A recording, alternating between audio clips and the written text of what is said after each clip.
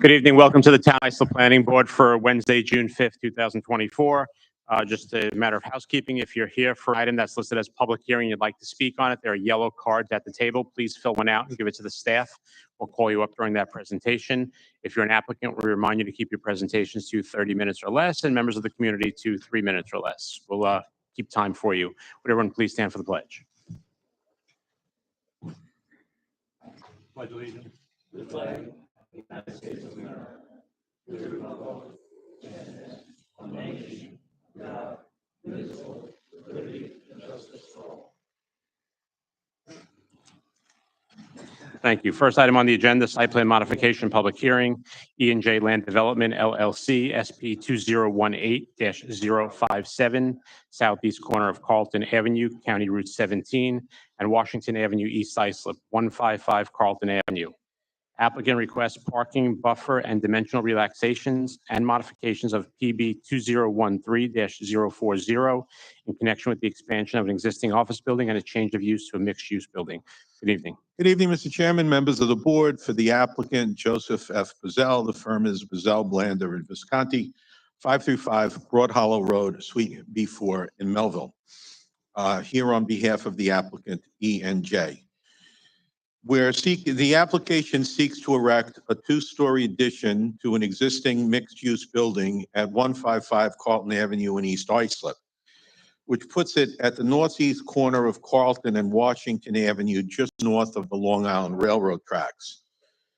The property is basically rectangular in shape with a little over 33,000 square feet of width, of lot area, 172 feet of width, and 188 feet of depth, zoned GST. It's improved with a two-story mixed-use building located in the northerly portion of the property. The building houses office space. The applicant has their office there. There is one apartment above. Site was originally built as a funeral home in 1920. There was an addition in 61. It was converted to retail in 92. The prior planning board approval we are seeking to modify had to do with a greenhouse and a garden center, which were removed from this property some years ago. Access is via a single curb cut on Carlton on the north end of the property. Carlton drops just to the south of this site to pass underneath the Long Island Railroad. So there is a significant grade change in that area. Washington Street does not intersect with Carlton since they lowered Carlton. It is a dead end. There's about a 4.5, 5 foot grade change. Parking is in the rear of this site now. The proposal is to retain and refurbish the existing building and put an addition on the south side with 8 one-bedroom apartments. There have been a lot of revisions to this site over the year. I'll skip getting into details on them. In September of 2020, the ZBA issued an approval for variance relief related to this job. It extended that approval on April 17th in 2024. The modifications, as I said, was for the prior approval was for a nursery with accessory retail sales, which was discontinued. So those conditions are no longer pertinent. The buffer relaxation has two components. The rear buffer, it's simply concerning 3 light poles. The rest of the buffer is at 25 feet. It's just the poles themselves that slightly encroach into that area. They are away from the residential property to the east and adjacent to the parking area behind the building. The the property abuts 2 lots on its north side. The front lot is commercial and zoned GSD. The back lot is residential and located on a perpendicular side street. The area, the buffer is driven by the need to locate the curb cut on the northerly side of the property line to bring the curb cut to where the property and the road are basically at the same grade. So we have about 5 feet, 5 inches along that portion. Adjacent to commercial property, it's fine. As you get to the back, there is an 88-foot shared line with the residential property. But the buffer relaxation is not only an existing condition, but it's not for the entire run.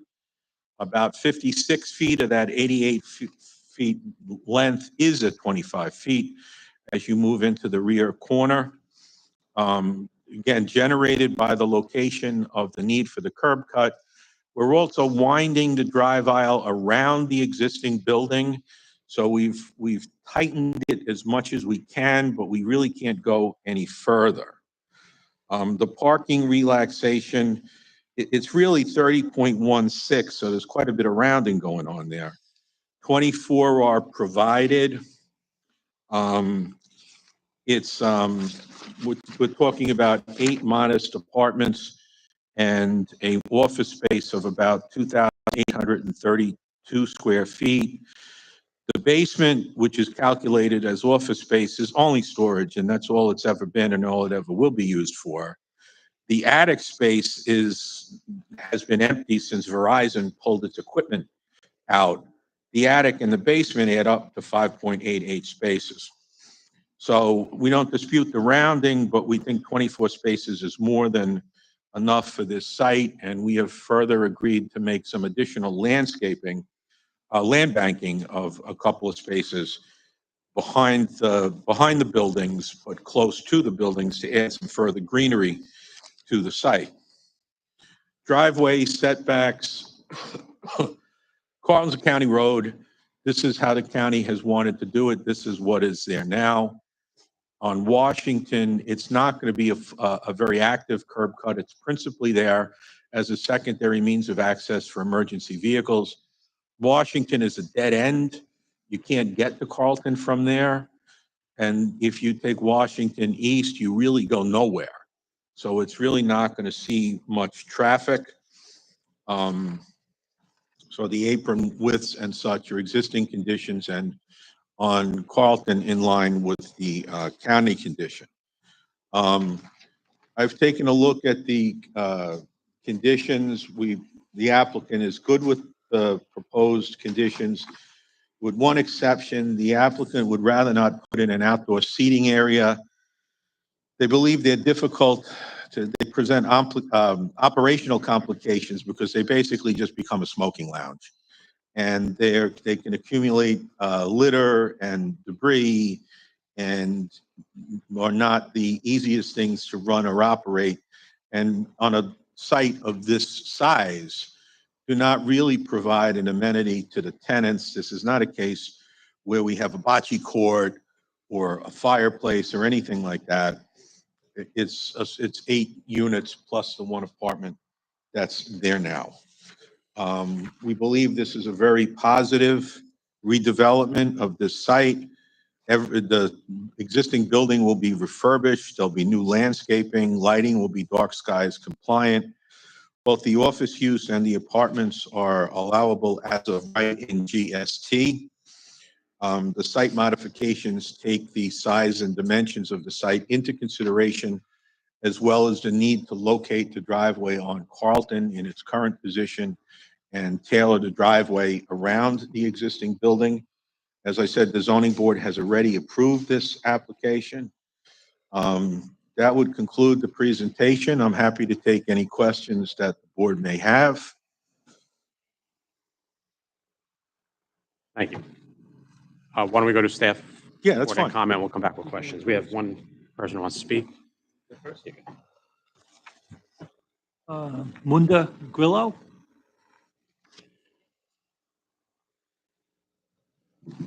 Hi, I live at 3 Washington Street. It's the connecting property right behind where they're proposing to do the access point on Washington at the dead end. So I'm the last house on the dead end.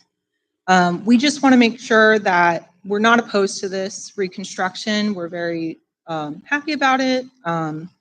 We just want to make sure that there's going to be a fence around the entire property during the construction, because our property does share a fence with this property. So we want to know if that's going to be maintained throughout, and what kind of fence will be the permanent fence there. We want to also make sure that the dead end also remains a no parking area. as it is currently zoned no parking. Additionally, we want to make sure that the trees that are on the plan are actually going to be there, since there are going to be more residences there, et cetera. So we just wanted to make sure whatever they're proposed on their plans are actually going to be there. And then we want to know if the driveway that's currently on Washington Street is going to have a blocked off gate, because people do frequently come down there not realizing that it is a dead end. So they are constantly turning around and things, and we want to make sure that people aren't using it as like a cut through to the neighborhood to get to Carlton Avenue. And then we wanted to know, which he kind of touched on a little bit, for the buffer request for the change for the parking lights. It seems like it's going to be very minimal just going into it, but we just wanted to clarify exactly where it was and everything. So those were my questions. Thank you. We'll get them answered for you. And Thank you. I'm going to go to Mr. Anybody that's come in later wants to be heard on this? Not seeing anyone, I'm going to go to Mr. Gonzalez for a staff report, then we'll go back to answer those questions. Thank you, Mr. Chairman, members of the board. Mr. Brazel pretty much hit on all the history of the site as far as the original CO and changes. There was a town board owned motion in '88, which changed the zone from Residence A and Business 1 to GST. The Verizon wireless equipment that was referenced was put on the property in 2015 and then later removed in 2021. The application proposes the expansion of the existing building, which will increase the gross floor area by approximately 2,800 square feet for 8 new apartments, little under 770 square feet for each of them. The nursery use will be removed from the property, which used to be in operation. I don't believe it's in operation anymore. No, it's been pulled off years ago. So that is the request to modify the prior special permit. That's PB 2013-040. A buffer relaxation is required for not providing the minimum 25 feet along the northeast to that adjacent residence. However, it's an existing condition that will be supplementally planted with buffer trees. Minor dimensional relaxations for the side setback of the Carlton Avenue curb cut and the width of that curb cut, and the proposed emergency egress only apron on Washington Avenue to the south are required. Lastly, a parking relaxation of 30 stalls required to 23 provided, which includes 1 land bank stall. However, staff has had conversations with the applicant team as far as removing additional stalls in the back to landscape some more space on site. So that final number is not exact right now. I think there would be potentially removal of 3 additional stalls. So that could be finalized. So the zoning code requirement, which states that the minimum first floor gross floor area of a non-residential use must be 75%, was relaxed by the Zoning Board of Appeals in 2019 and is no longer necessary as part of this planning board action. And front yard and FAR variances were also granted as part of that action. All requests appear to be reasonable. Staff has requested the basement and attic spaces be conditioned as storage only to further protect from any overflow parking on site. An additional change, which was reflected in the conditions, which perhaps the board can comment on, is the outdoor seating area where the additional land bank stalls would be proposed at the rear of the building. If the parking needs on site can be reduced and a few stalls removed, then that could accommodate that area.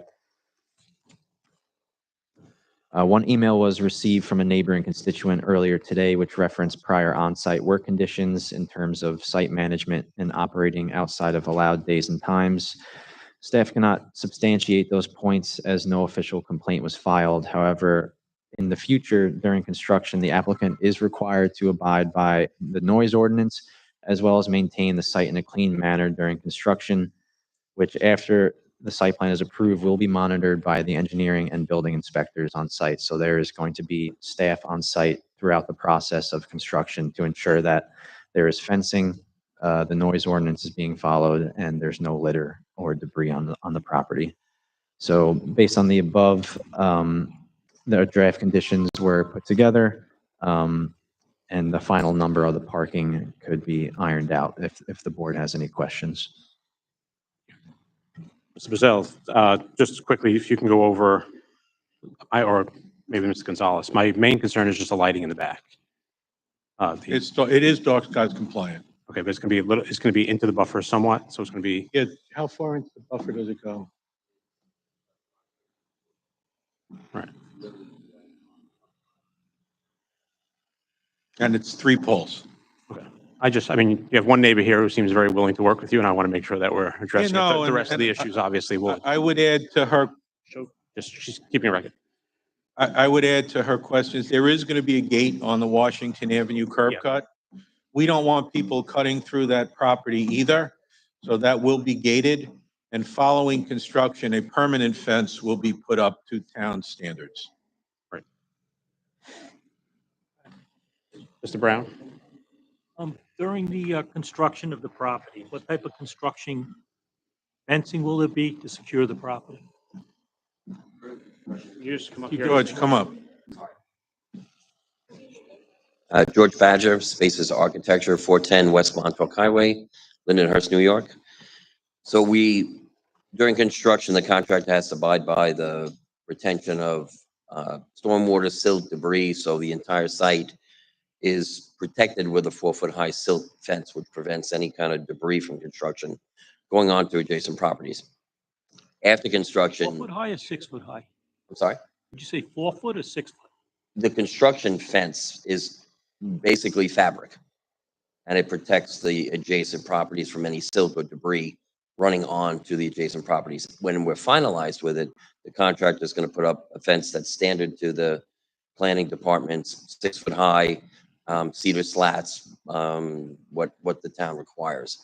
At that corner piece where the property, the adjacent property is, it goes down to 4 foot for 15 feet of that. Town requirement, it has to taper as it approaches the street to Correct. not screen any visibility. So the fence for the balance of that is 6 foot high. All right, and let me ask, and then the permanent fence that you just addressed, the access on Washington, is that a fire? Yeah, that was requested by the fire department for access for emergency vehicles to access the back of the building in the event that Breakaway there is a fence fire, for the right? fire That they're not department. running through Carlton and making that turnaround. There's no access, and is there no parking on Washington down that end? I'd have to look and see if there's any signs up there, but as it was spoke about, the curb cut on Washington that is proposed is for emergency access only. There'll be a swing gate that is only usable by, the fire marshal, et cetera. It's not for even the residents that live there or anybody else that's driving down that street. So it will not open for only, Yeah, the Anyone fire other department than- has a lockbox Yeah. access. If I Gain could entrance. Just maybe Ms. Grillo for a second. I just want, has parking ever been a problem down at the end of Washington?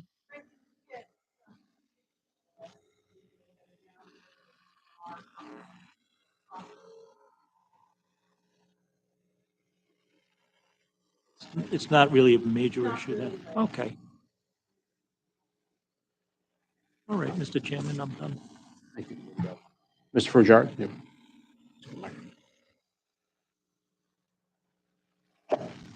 I just basically like to ask staff their concerns about the outdoor seating, because I happen to agree with the applicant, being it's so proximate to residential homes, it could be becoming a hangout and disturbance to nearby residents. yeah, it was an idea that was floated out originally. I think given the concerns of the neighbor to the northeast as well, as far as noise and on-site debris and such, it may be better to not have it to become a maintenance issue. So that could be removed from the conditions if the board was, felt.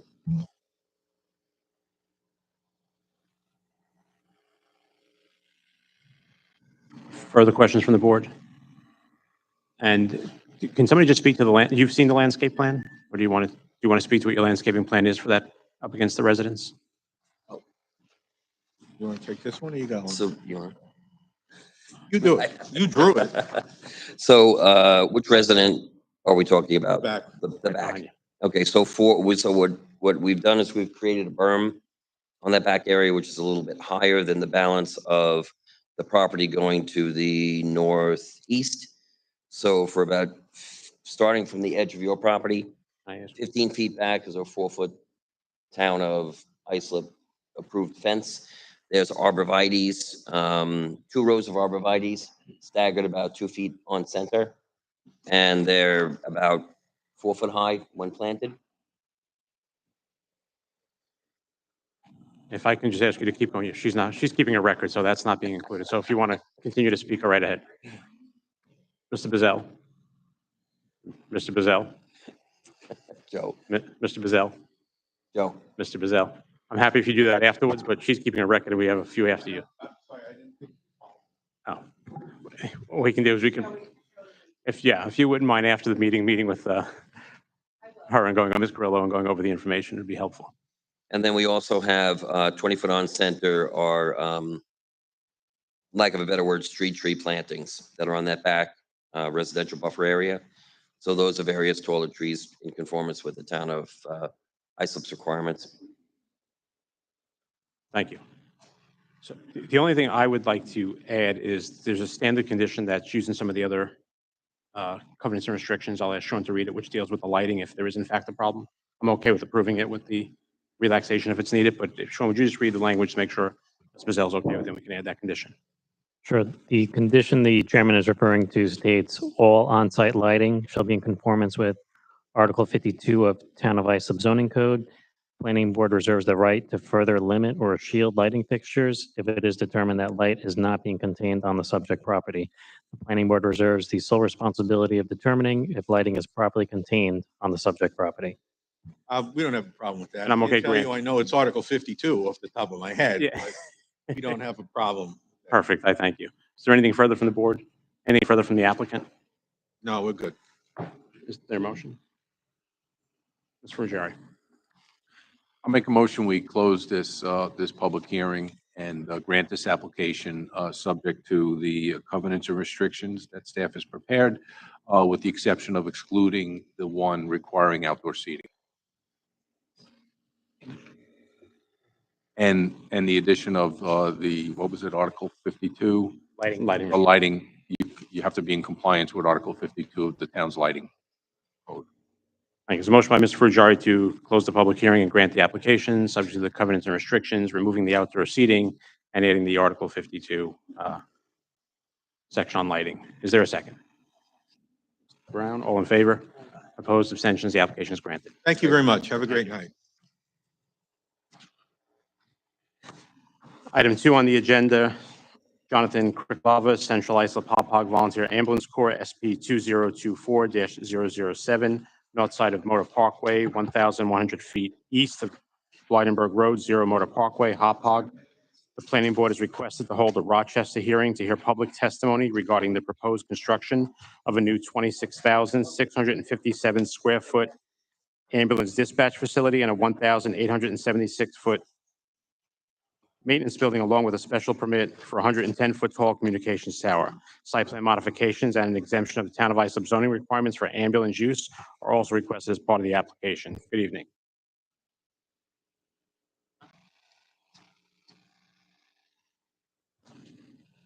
When the applicant's ready, please go ahead.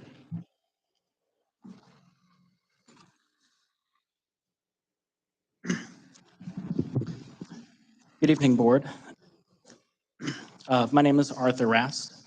I'm with Samluski Architects, and we're the agent and the architectural firm that's representing the applicant in this project. To my left is Jonathan Kriklava, which represents the Central Islip Ambulance. Just going to ask you to either move the microphone up or speak just a little bit. Is this better? Okay. So the proposed project in front of you is for a new 26,657 square foot ambulance facility for the Central Islip Hop Hog Volunteer Ambulance. It would include 12 ambulance bays, support areas, offices, training rooms, crew quarters, meeting room, essentially all the essential needs that, the ambulance would need to operate. The site would also include a full emergency generator and related site developments such as parking, drainage, sanitary system and such. And in addition, there would be an accessory garage for maintenance of emergency vehicles. In addition to a 110-foot communication tower, which is required for emergency communications within their service district as well. The project location is on the north side of Motor Parkway, essentially adjacent across the street from the old Computer Associates campus, about 1,100 square feet east of Weidenberg Avenue, on an undeveloped lot, about 5 acres in size. And it's surrounded by commercial uses to the east, to the west, which is a proposed separate application, and to the south. And to the north is essentially power lines, which are screening any residences that would be in the area.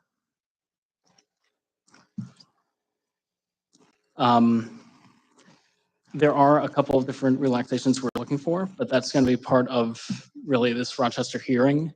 So if anything, I would rather let Mr. Gonzalez kind of, generalize, the rest of, what this public hearing is for, and then we'll be happy to answer any questions. Certainly. We have public comment, but I'm going to ask Mr. Gonzalez to speak first, so whoever's here from the public can hear what the plan is, since your application, or your presentation might not have been as thorough as he's going to give, and then we'll go to the public comment and come back. I agree. Thank you, Mr. Chairman. This is a residence AAA zone 5-acre property, currently wooded and vacant. Lot is situated on Motor Parkway south of Milne Avenue with a Lilco Keyspan service right-of-way for the high voltage transmission lines, which are adjacent to the north. The proposal before the board tonight is for the construction of a new ambulance dispatch facility, maintenance building, and 110-foot tall communications tower, along with other associated site improvements. Based on the nature of the project and the applicant, this hearing is being conducted as a Rochester hearing, which is a special type of hearing, different from a typical site plan modification, change of zone, or special permit. This hearing process was created by the courts when municipalities must review the impacts of proposals by other governments or quasi-governmental entities. The applicant must provide a summary of the scope of work, testimony, and data supporting the proposal, and the planning board must determine whether the proposal in part or whole is exempt from zoning requirements based on 9 factors.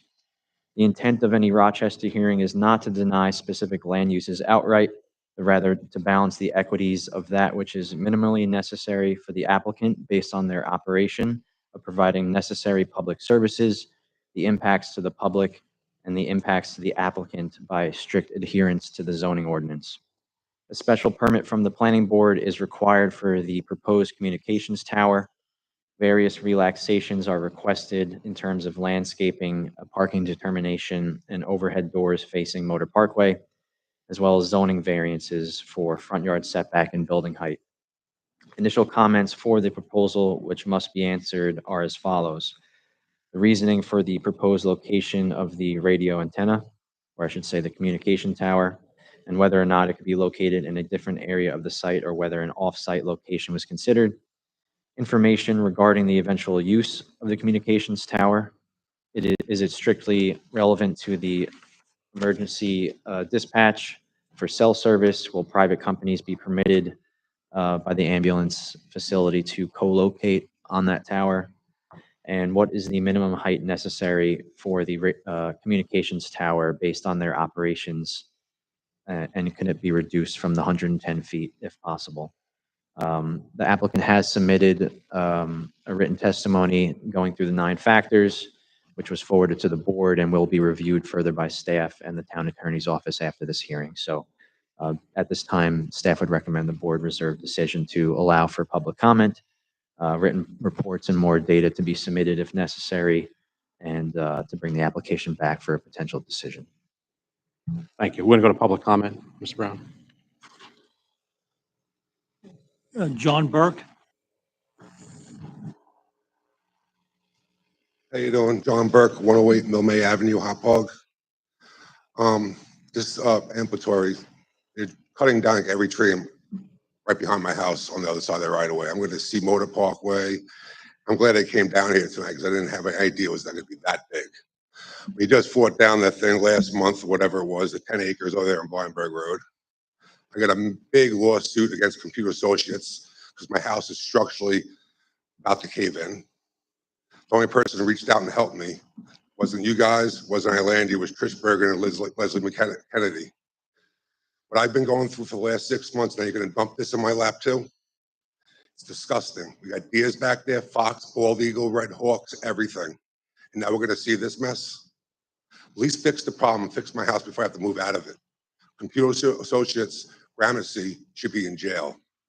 And that's a true story. Come to my house to see my kitchen, costs 80 grand. It's about to land in the fucking basement. Excuse my language, sorry. But I'm very disgusted with this whole thing. Go build it somewhere else. I don't want to see it in my backyard until at least you fix my problem with Gramercy. Because I know it has nothing to do with that. I'm glad it's not a 7-Eleven. I'm glad it's not a gas station. But it's kind of big. And it's a beautiful backyard I have. Now I'm going to see this. That's all I have to say. Thank you. Anyone else coming to wish to be heard on this application? Not seeing anyone, I'm going to turn to the board for any questions. Mr. Brown. Yes, do we have the applicant? Mr. Tanner brought up some questions that we'd like to get some answers for. And one of them was, what is the minimum height of the tower that you could work with? Right now, it's at 110 feet. I got it. Sorry. The question is, could it be lowered? I would, oh, I'm sorry. My name's Jonathan Kricklava, Director of Centralized Hapag Volunteer Ambulance. I couldn't truthfully answer that fully. I would need my IT specialist to come in and be able to give you a better answer to that. What I can answer that is the higher the radio tower, the better your frequencies are. And being that we are a 911 agency dealing with emergencies every day, having the best radio communications and interdepartment communications, along with being able to contact with Suffolk County, the police department, fire department, so on, is imperative to our day-to-day operations. So I could find out from my IT specialist exactly what the, I guess, lowest minimal tower could be. But that height was chosen for prime communications for our own membership and safety. And when you speak to your IT specialist, there's a section of the expressway, right, which I don't know if it's right this close to here too, where if you're driving down the expressway, your radio dies in your car. There's a whole little area there. So you should talk to if you have communications with the radio in that area, you should have your IT guy look into that also. Is there anything else going to be on the tower? Are you looking at the cell phones? Are you looking into other communication sources to be placed on this tower? It is going to be solely for 911 emergency use. So it'll be our agency, and then there is a potential for other 911 agencies to go on it. But Verizon, Cablevision, any utilities that are just standard utilities will not go on it. It'll just be solely 911 operations. All right, and Mr. Gonzalez brought up one other point, which is looking at the tower. I think Danny said off-site. Yeah, that's just one of the factors that the applicant has to go through as far as, surveying the area, potential other properties that could house basically the operations that they're proposing. They speak to it a little bit in their report. That still needs to be, reviewed, but that's just something that they have to prove out, basically. So maybe if you can get it appears that this would be reserved tonight based on the testimony that we have. And you can get the communication tower height restrictions and that, what you're limited by and everything to the town. And either Tanner or the applicant, can somebody speak to the landscaping plan? I know we have the 25-foot buffers there, but it doesn't show much on that landscaping plan. There is a neighbor behind here who spoke this evening. So I can kind of speak to that a little bit. Let me just get the landscaping plan out.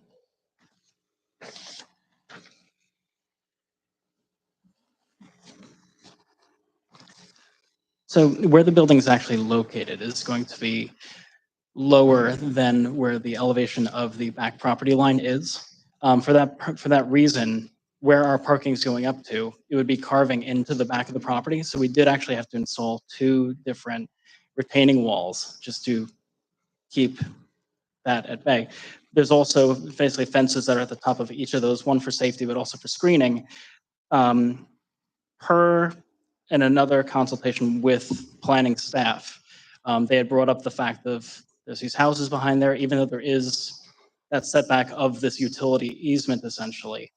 They'd like to see some kind of screening. So we did actually show additional screening in terms of arborvitaes and, something of an evergreen in nature that would screen off that exact area that would screen the building. Mr. Madam.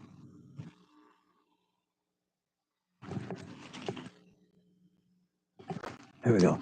I have a couple of questions or issues, both for our staff and perhaps the applicant. One of which is that there was a very substantial tower almost immediately to the north by perhaps a couple hundred yards. Is that tower still there? And it was well over 100 feet. I don't know what its purpose was, but there's been a tower there for 20 years. It may have been removed. I don't know. I do believe that tower is still over there. I believe it's on Blydenburg Road. I do believe that there's multiple communications on there, both 911 emergencies and general utility. Well, one of the things that crosses my mind is whether or not we can get an answer, whether that could perhaps be utilized so that there doesn't have to be a second tower that's over 100 feet there. I assume the answer is no, but you can't assume anything in this business. It may not be no. So that was one of my concerns. And I'm quite familiar with homes on Milne Avenue, and I understand Mr. Burke's concern about what is being proposed. Tanner, perhaps you can tell me whether or not we will receive information as to what the need is at this location for a facility of this size. And perhaps there is, and I would think in a Rochester hearing, there would be something that would be submitted that would speak to that issue. But Rochester hearings are not that common, so I don't know if that's the case or it isn't. It would bother me, however, if there's any argument that it's a necessity. Can you have 10 of them? I don't know. Is it fair to the public or Mr. Burke, for example, that if it isn't necessary, why is it going to be approved? If it's, I don't know where the nearest one is, for example, I would assume the report will tell us that and tell us the need for this size facility at that location. I think that's the minimum we should do as a board to make sure that there is a need for it. It's to the public benefit. And so we haven't seen that information yet. That's one of the reasons why we'll reserve to see that the submissions answer those questions. I assume that it's necessary and that another tower of over 100 feet is necessary in response to Mr. Burke's question. Thank you. The applicant like to add anything further? The only thing I would speak to that, even though we don't have the data today to be able to submit, is Central Islip Ambulance in its whole is one of the largest responding ambulances in the county, let alone the island. I think it's what, the second or third? So we are the second busiest agency in Suffolk County, one of the busiest on Long Island. We do approximately 7,500 calls a year. So the necessity, to the size and everything.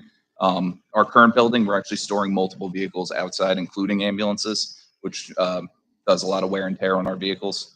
On top of that, in terms of parking and so on, our membership is actually such a large membership that we have to start parking down Pineville Road, where our current headquarters is. So, we're trying to be able to better accommodate both the membership, the community, and, the department itself. And in our correspondence that we had given Mr. Gonzalez earlier, we had spoken to the, sorry, it escaped my mind. The one thing I would also just mention is the fact that, oh yeah, I remember now. Over the last 2 years, we've looked at several different sites to try and find something that was optimal in terms of what they needed, in terms of, centralized location to their service area, as well as to the size of the lot that they would need to be able to facilitate the size building that they would need. And after, our analysis and whatnot, the site ended up being what was considered, a prime location.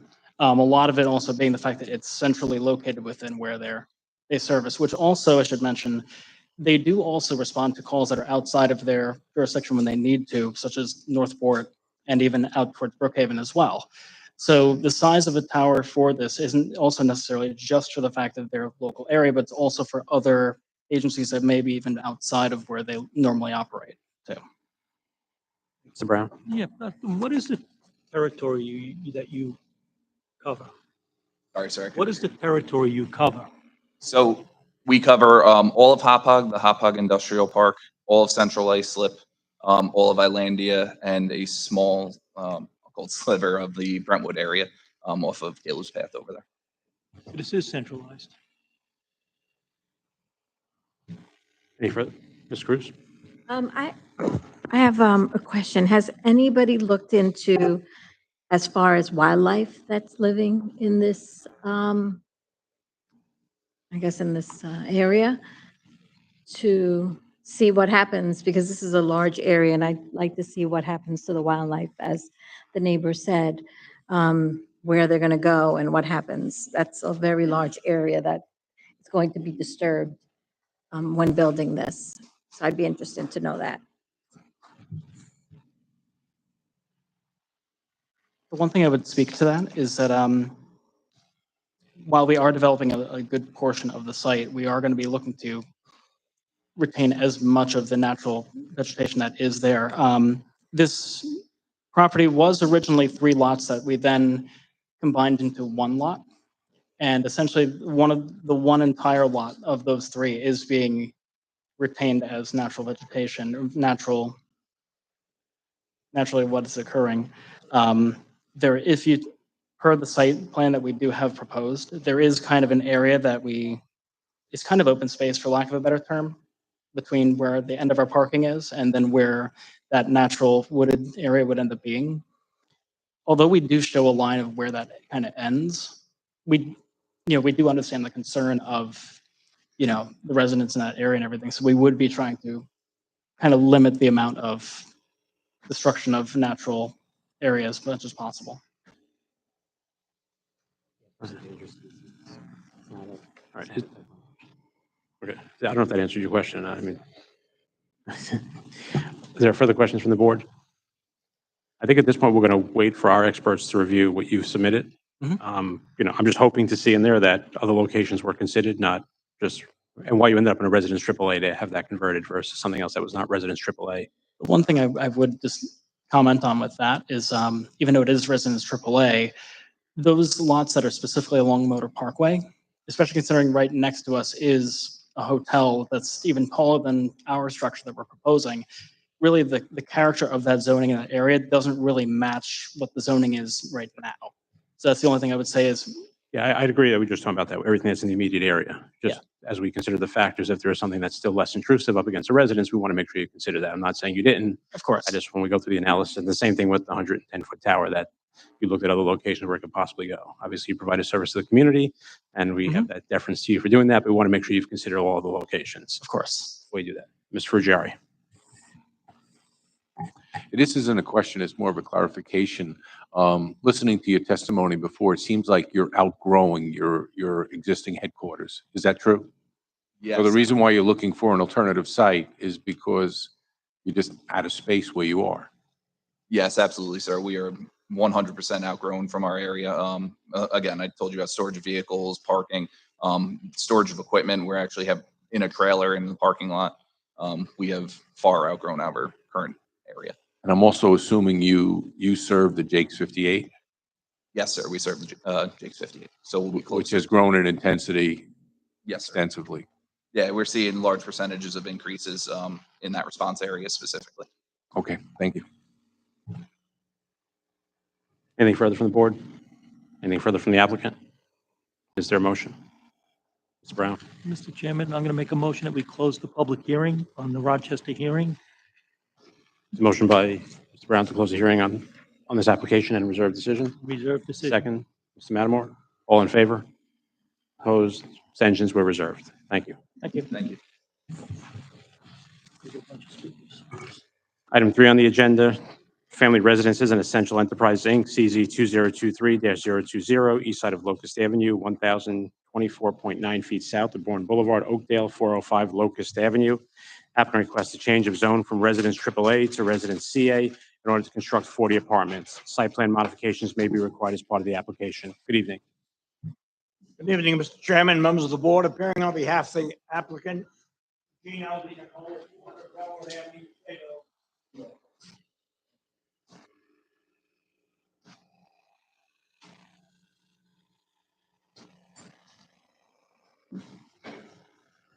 Mr. Chairman, I am submitting a package of, an exhibit package for the board to follow along with my presentation.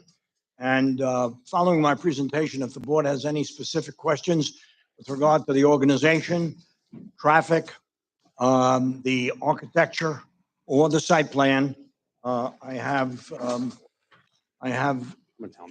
members of each firm available for testimony. Mr. DiNicola, we're going to make these part of the record. I'm just going to ask, since we all have these and you have people here who want to see this, can you turn the presentation around so people can see it?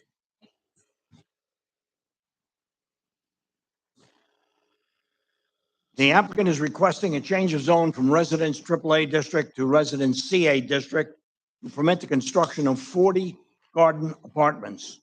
Subject site is located on the east side of Locust Avenue, 1,025 feet, approximately south of Bourne Boulevard, Oakdale.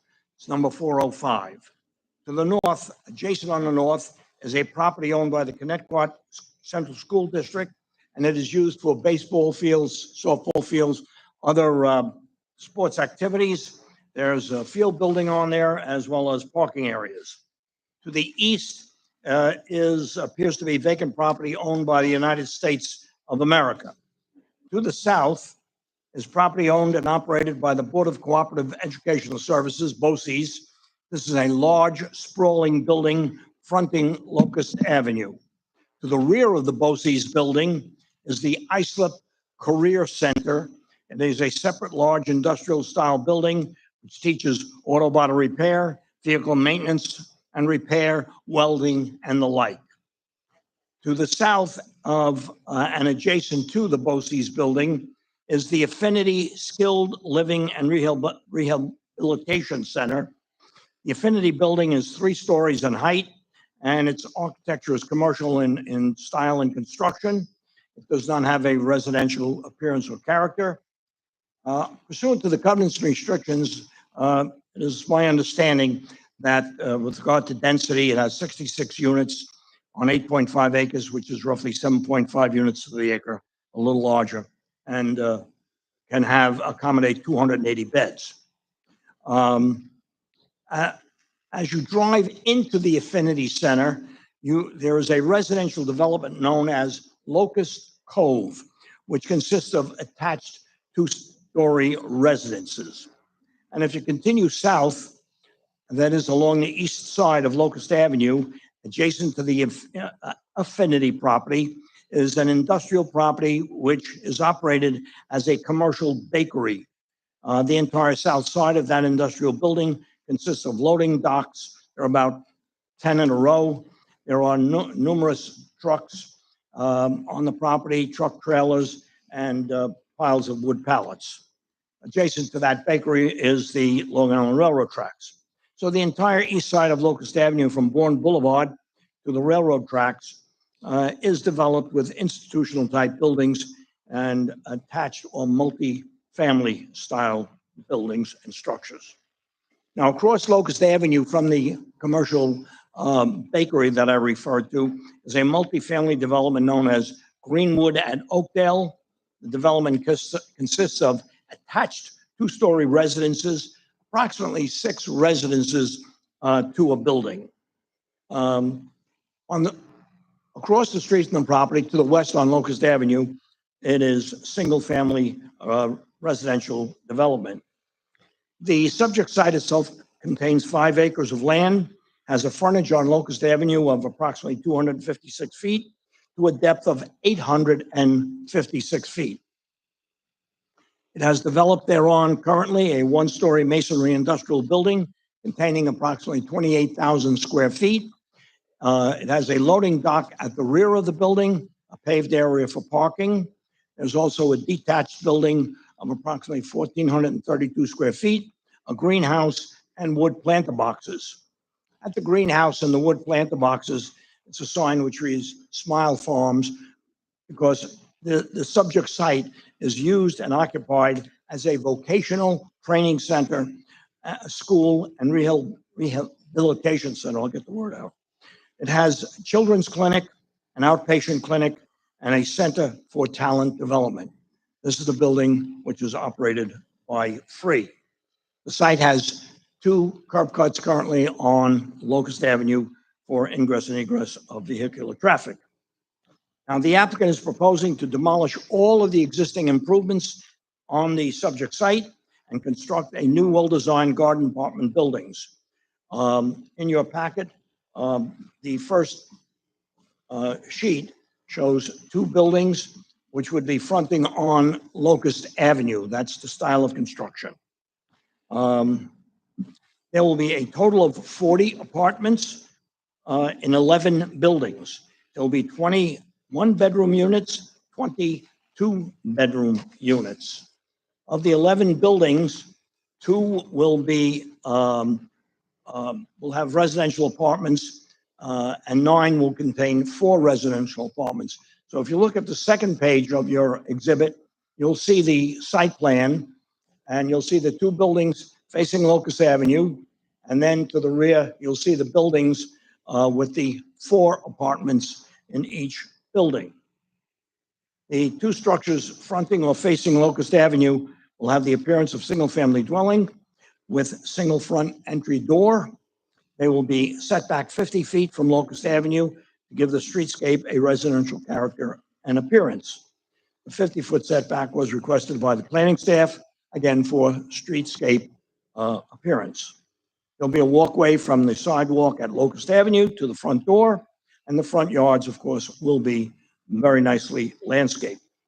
The balance of the garden apartments, the buildings, will be set back from Locust Avenue approximately 340 feet and will cluster to the rear of the property in 2 internal cul-de-sac style layouts, as you will note on that site plan. Between the rear of the 2 buildings fronting Locust Avenue and the balance of the garden apartments will be a property amenities area consisting of a portion of a walking trail, a bocce court, a tennis court, pickleball court, a picnic area. You'll notice that area, again, on your sheet, between the 2 buildings fronting on Locust Avenue, and then the buildings at the rear of the property. On the south side of the site will be a full access curb cut. This will be the sole curb cut for vehicular ingress and egress to the site. Parking stalls will be located on the south side of the site, adjacent to the Bosse's property. No parking spaces will be located on Locust Avenue. The balance of the parking spaces will be located in the cul-de-sac areas where the balance of the apartments will be located. 70 parking stalls are required for this project, and 70 parking stalls are being provided. The subject site will have in excess of 53,000 square feet of landscape area, or 24.3% of the site, approximately 1.3 acres. Subject site will have a 50-foot setback on the north to the ball fields and approximately 68 feet on the south to the Bosse's property. Now, on the south side of the property, approximately 170 feet east of Locust Avenue, we located a concierge van parking area. This van service will be available to residents of the apartments occupied by persons with disabilities for transportation, for shopping, employment, and recreational and other required necessary trips. Residents of the apartments occupied by individuals with disabilities ordinarily will not own a vehicle. So 30% of these units, or 12, will be occupied by these individuals. So that leaves about 28 units that will be occupied by any other person wishing to rent an apartment in this unit, in this development. The project, I am advised, will be connected to an existing wastewater treatment plant located at Greenwood and Oakdale. That's to the south on Locust Avenue. Now, the code's affordable housing component is 10%. The applicant is proposing 20% or 8 units, which exceeds the code affordable housing standard. To support the housing need for persons with disabilities, planning staff requested that 30% or 12 apartments be reserved for occupancy by people with disabilities, and the applicant consents to that request. Persons with disabilities may reside in the affordable units or in the market value units as needed. This project will provide much-needed multifamily housing. There will be no Section 8 vouchers involved in this project. This development will be a first-class development in style and architecture, as you will note from the architectural renderings, which are maybe pages 3 and 4 of your package, and of course, the first page. The architecture of the proposed buildings will have gables, peak roofs, shingled, siding and stone mix, double-hung windows, shutters, all elements for a residential appearance and character.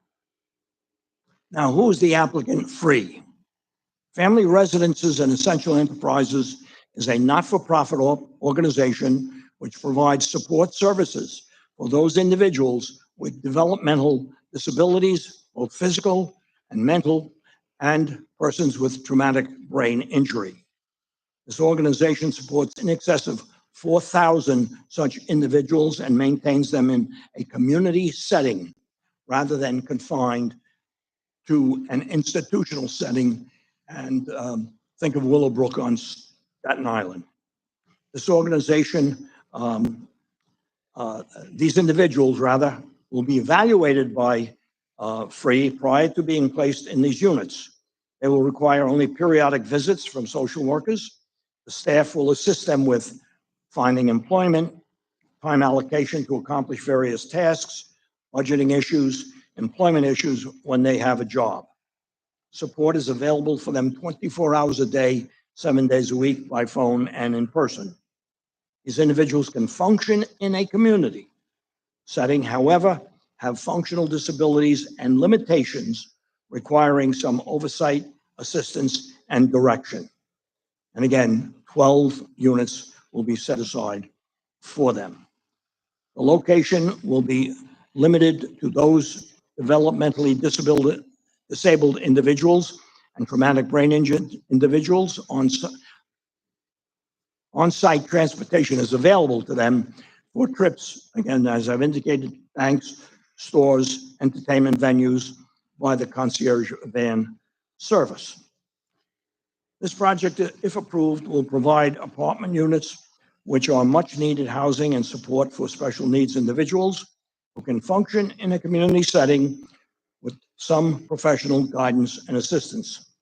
Their lives will be much enhanced with the various programs that Free provides to those who otherwise could suffer a bleak existence in a possible institutional setting. This organization affords them the opportunity to observe and integrate into a community setting, maximize their independence and quality of life without any adverse effect to the community. Currently, the 5-acre site does not yield any real estate taxes for the municipality or the school district, as the site is operated as a tax exempt, for a tax exempt purpose. Free will be applying for a pilot program, that is payment in lieu of taxes, to the IDA with a phase-in of tax payments. If this application is approved, an industrial building will be removed and a residential community will be developed, which will be an enhancement to the area at large.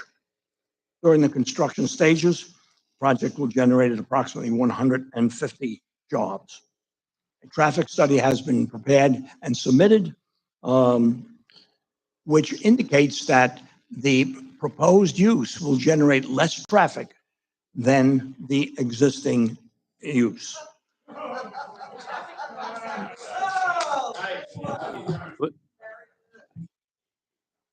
While the proposed project will have architectural, aesthetic, and economic benefits, the benefits to the lives of those who are less fortunate for their mental, physical, and intellectual disabilities and limitations cannot be measured. I respectfully request, Mr. Chairman, that this board recommend the change of zone for the proposed use by this very worthwhile organization. If you have any questions, I'll attempt to answer them, or if you have any questions for any of the experts, I'll have them come up and respond. Thank you. We'll go to public comment, staff report, we'll come back for questions. I'm sorry, Mr. We're going to go to public comment, staff report, then we'll come back for questions. Ms. John Brown. Minetti?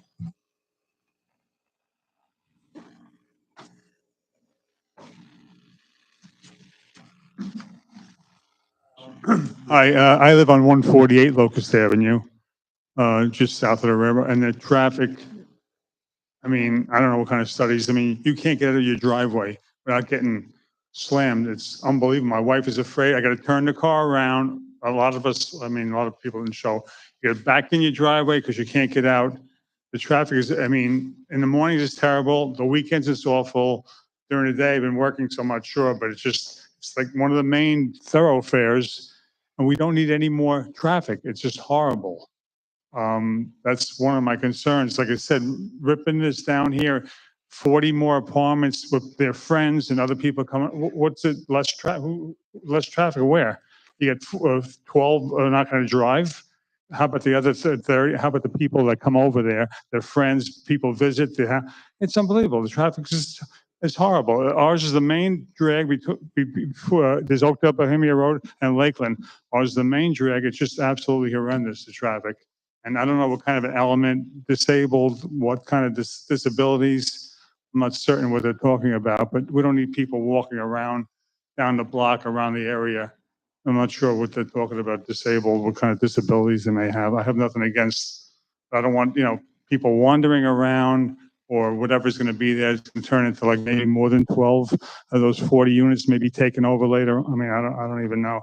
Like I said, traffic is unbelievable, and we don't really need more construction. It's just horrible. Plus the building that people work there, they've been working there for years and years and years. Now they're going to disperse these people. Okay, you're going to work at this office over here. You're going to work there. You're going to work there. They're breaking up the whole community. These guys all work together for many years. They're going to start putting them over here, putting them over there. One fellow that I know works there. He drives his bicycle because he's like 6 or 7 blocks away to work every morning. He can't drive. Now he gets overtime because they'll call him up. Hey, Al, can you open up? And somebody's going to come in here and do whatever work on the. Okay, he drives over there. Now what happens to him? He loses his overtime. I mean, he doesn't drive. He drives his bicycle. It's just like, that's one guy that I know that's just it's not going to be a benefit to him. Now they're going to truck him over to where, to Hicksville or where's the facility going to be that they knock this thing down? It's an awful thing. I'm just upset that they're doing this on my block. Thank you. Jared Hager? Guys. Please.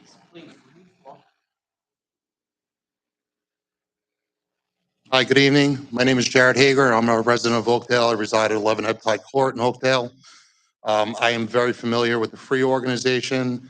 I have done work with them in the past. I've also done some volunteer work for them. They're an excellent organization. That what they do for the community, it's amazing work that they do. But they keep these properties impeccable. They are clean. They are built to the highest standards. You couldn't possibly ask for a better project. I'm very familiar with this space on Locust Avenue. If another entity went in there, like Skills that was in there, there would be a lot more traffic going down that road. You're talking about an excellent project for that space. And I was just here to show my support for them. And again, they are an excellent, excellent organization. Thank you very much. Thank you. Kathy Patterson?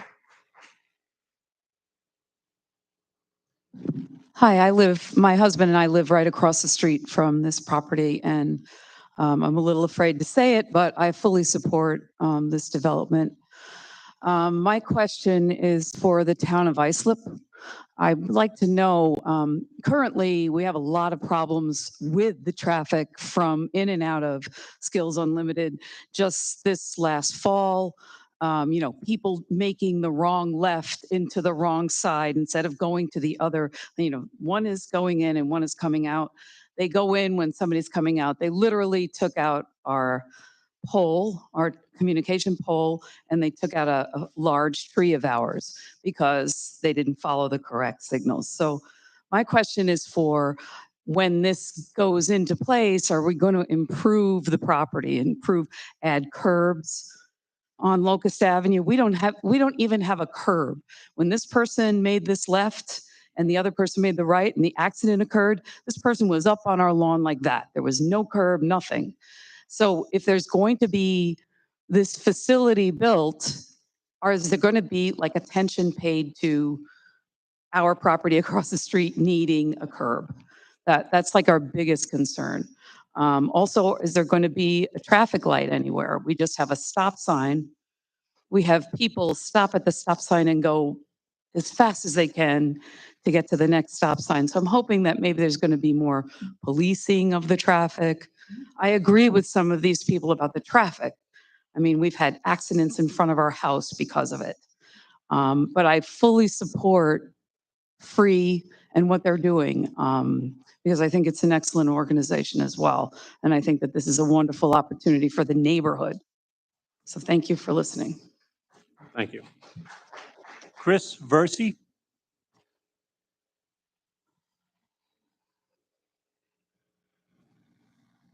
Hello, Chris Farrows, 3211 Wilshire Lane, Oakdale. I think this is a wonderful opportunity. I think we've heard a lot of excellent things about Free and the services they provide. I think looking at it from a demographic situation, being in the co-op, understanding that people are looking for opportunities to, have a chance at a home, at a chance at, a safe opportunity for people as they're growing.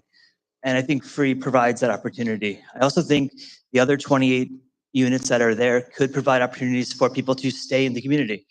As we talk about the high rise of living here, and we live in a wonderful town, a wonderful village, city, I think this helps that. I think this could be a selling point. I think we could set the tone for New York State on how to make wonderful partnerships between private providers and the village.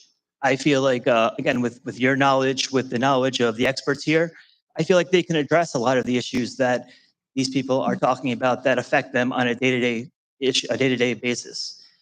I think this could be a wonderful opportunity to find synergies and a partnership that could benefit everyone here. And I know you guys will do due diligence to make that work. I know Free will put the time and effort in.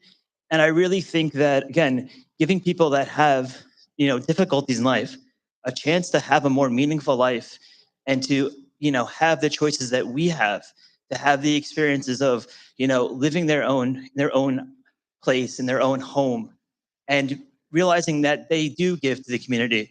I think a lot of people think of people with IDD or disabilities as takers.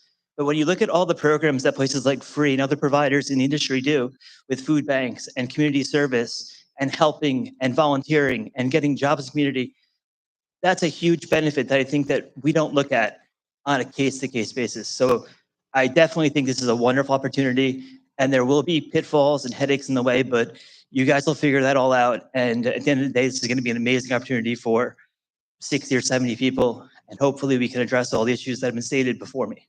Thank you. Thank you. Devin Culp?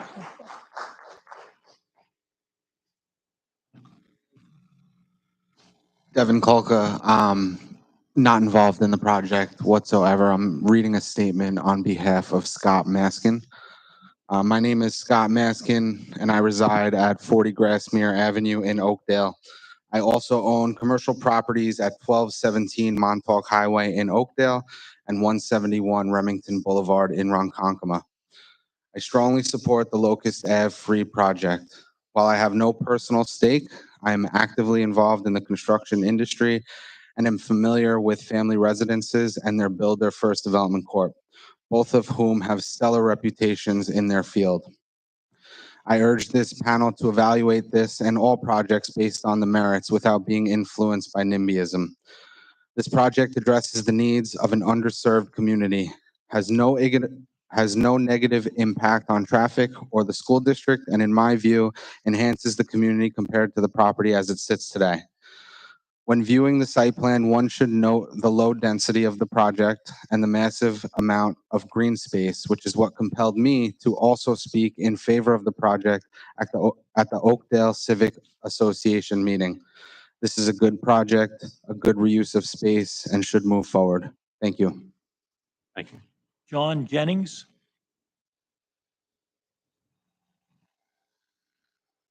John Jennings? Sharon Boyle? Oh, wait a second. That's Sharon's on the next one. That was the last one. John Jennings was the last one. No. Denise Perillo?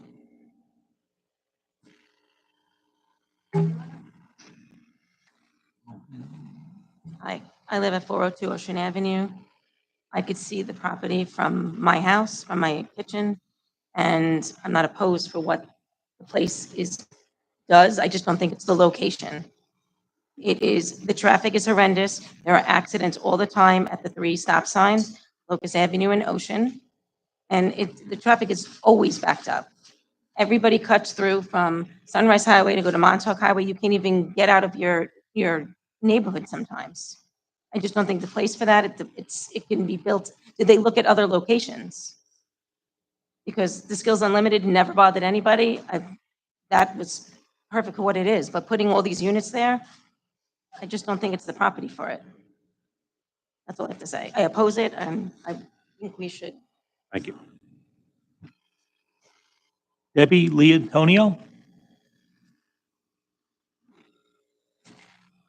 Yes, hi, good evening. 3 Witcher Drive, which is right across by the ball field, which you were very thorough covering all your areas, but you neglected to say there's all. Ma'am, can I just ask you to speak to us up here on the There board? are ball games, soccer games, a lot of kids in the area. I work with special needs children, so I'm not opposed of a program like this.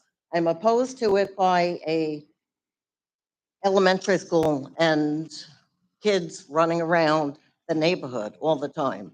They're there from, in the summer, from 8 in the morning till 8 at night, walking around. Now, there's no sidewalks on that area. So where are these special needs adults supposed to walk? What if they start wandering off?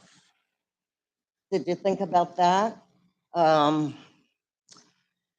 What else?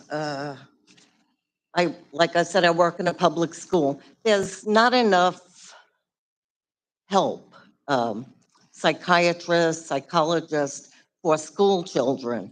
How are there going to be enough help for adults living in a community that need constant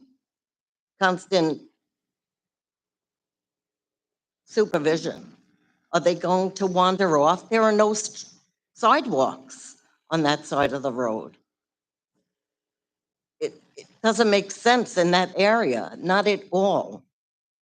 There's plenty of other open spaces. That is not the place. There's BOCES, there's ball fields, there's a park, there's residential, there's kids playing out there all the time, riding their bikes. Like Denise just said, there's accidents left and right because there's not enough cops now in the neighborhood because they're all tied up from God knows what else. There's not enough psychologists in this community to take care of what you're saying, how many adults. I'm sorry, there's too many kids in this neighborhood. And how do you know exactly how many people are going to be having cars? Is that a fact? You said there's going to be, Ma'am, I'm just going to ask you to address us. the man said there's going to be certain amount of parking spaces. How do you know how many people are going to be walking, driving? It's not known. You don't know who and what are going in there. And what does that mean? That it's going to resemble a residential for appearance. For appearance, I don't know what that meant. Resemble for appearance. Appearance of residential. So it's going to look like a house? I don't think so. No, definitely not an area for that. There's too many kids in that neighborhood. School, ball field. Did anybody drive along that road and see kids playing ball, soccer? There's just too much. And the parents don't watch. Can I ask you to wrap up, kids ma'am? Because they're watching the kids play ball. Other kids are wandering around. And I worry about them. I see them wandering around on the playground. What if, and it's open, the gates are, it's not going to close. People Ma'am, I'm just can going to ask you walk to wrap through up your there. comments. You can submit something in writing if you'd like. Those are all the cards we have. Is anyone else who came in late who did not fill out a card who wishes to be heard? Not seeing anyone, I'm going to turn to, oh, come on up, sir. Just fill out a card afterwards, please. Fill out a card after you're done. Please speak first. Not my comfort zone. My name is Marty Bonfield. I went to a meeting at the firehouse and I met these guys here. Deceptive. In a lot of ways. It's kind of like they're pulling at the heartstrings of the community, you know, bringing up the fact that these are disabled people. That's not a problem. It's 40 apartments. That's it, 40 apartments, the traffic that it's going to cause. The fellow back here brings up the fact that it's industrial buildings from Bourne Avenue to the tracks. Well, at 6 o'clock or 5 o'clock, all those industrial complexes are shut down. It's quiet. We don't want to say 40 buildings, 40 apartments. And the other thing I'm seeing here, this is the first time I've done anything like this, but the lack of people here. You know, I can tell you, it's pretty popular in my neighborhood. A lot of friends, a lot of, you know, they're outraged. They feel helpless. You know, the middle class is getting steamrolled these days. And it's just so disappointing to see the lack of people here, you know. And the people that are pro for this are just looking at the fact that, you know, that it's for handicapped people, people with disabilities. It's not about that. It's about trying to keep our neighborhood the way it is when I moved here 23 years ago. You know, it's a smooth running operation, you know, the taxes we're paying, you know, we love this community. That's it. Thank you. Thank you. Anyone else wish to be heard? Not seeing anyone, I'm going to turn to Mr. Colgan for a staff report. Thank you, Mr. Chairman, members of the board. As stated by the applicant, this application proposes a multifamily development on a property currently improved with a commercial building that provides services for adults with disabilities. The proposed residency zoning district and use is generally preferred in areas with a convenient distance to a downtown, retail services, and public transportation. The Resident CA code also requires a site to be a sufficient size to accommodate buffers, landscaping, parking, and recreational offerings. The surrounding area consists of educational and recreational uses, as well as many single-family dwellings. The site is not near retail services or public transportation. However, there is multifamily zoning in this neighborhood, and the applicant has proposed a shuttle service for use by the residents, which would appear to reduce automobile use and meet some of the intent of the Resident CA district. The applicant further proposes to add solar panels in some of the units, set aside some units for independent living for adults with high functioning disabilities, and set some of those units aside for affordable housing. The conceptual site plan exceeds overall landscaping requirements, and it meets its parking requirements. A front yard landscaping relaxation is requested, and variances will be needed from the Zoning Board of Appeals, including for a front yard setback, though the proposed setback in front yard is consistent with other single-family dwellings in the neighborhood. The applicant also proposes recreational uses, including a bocce court, picnic area, a walking trail, and a pickleball tennis court. The building elevations the applicant submitted are contextual with the surrounding area and show materials with traditional residential architecture. The buildings are smaller in scale and do not have the appearance of traditional garden apartments, which are typically larger and longer.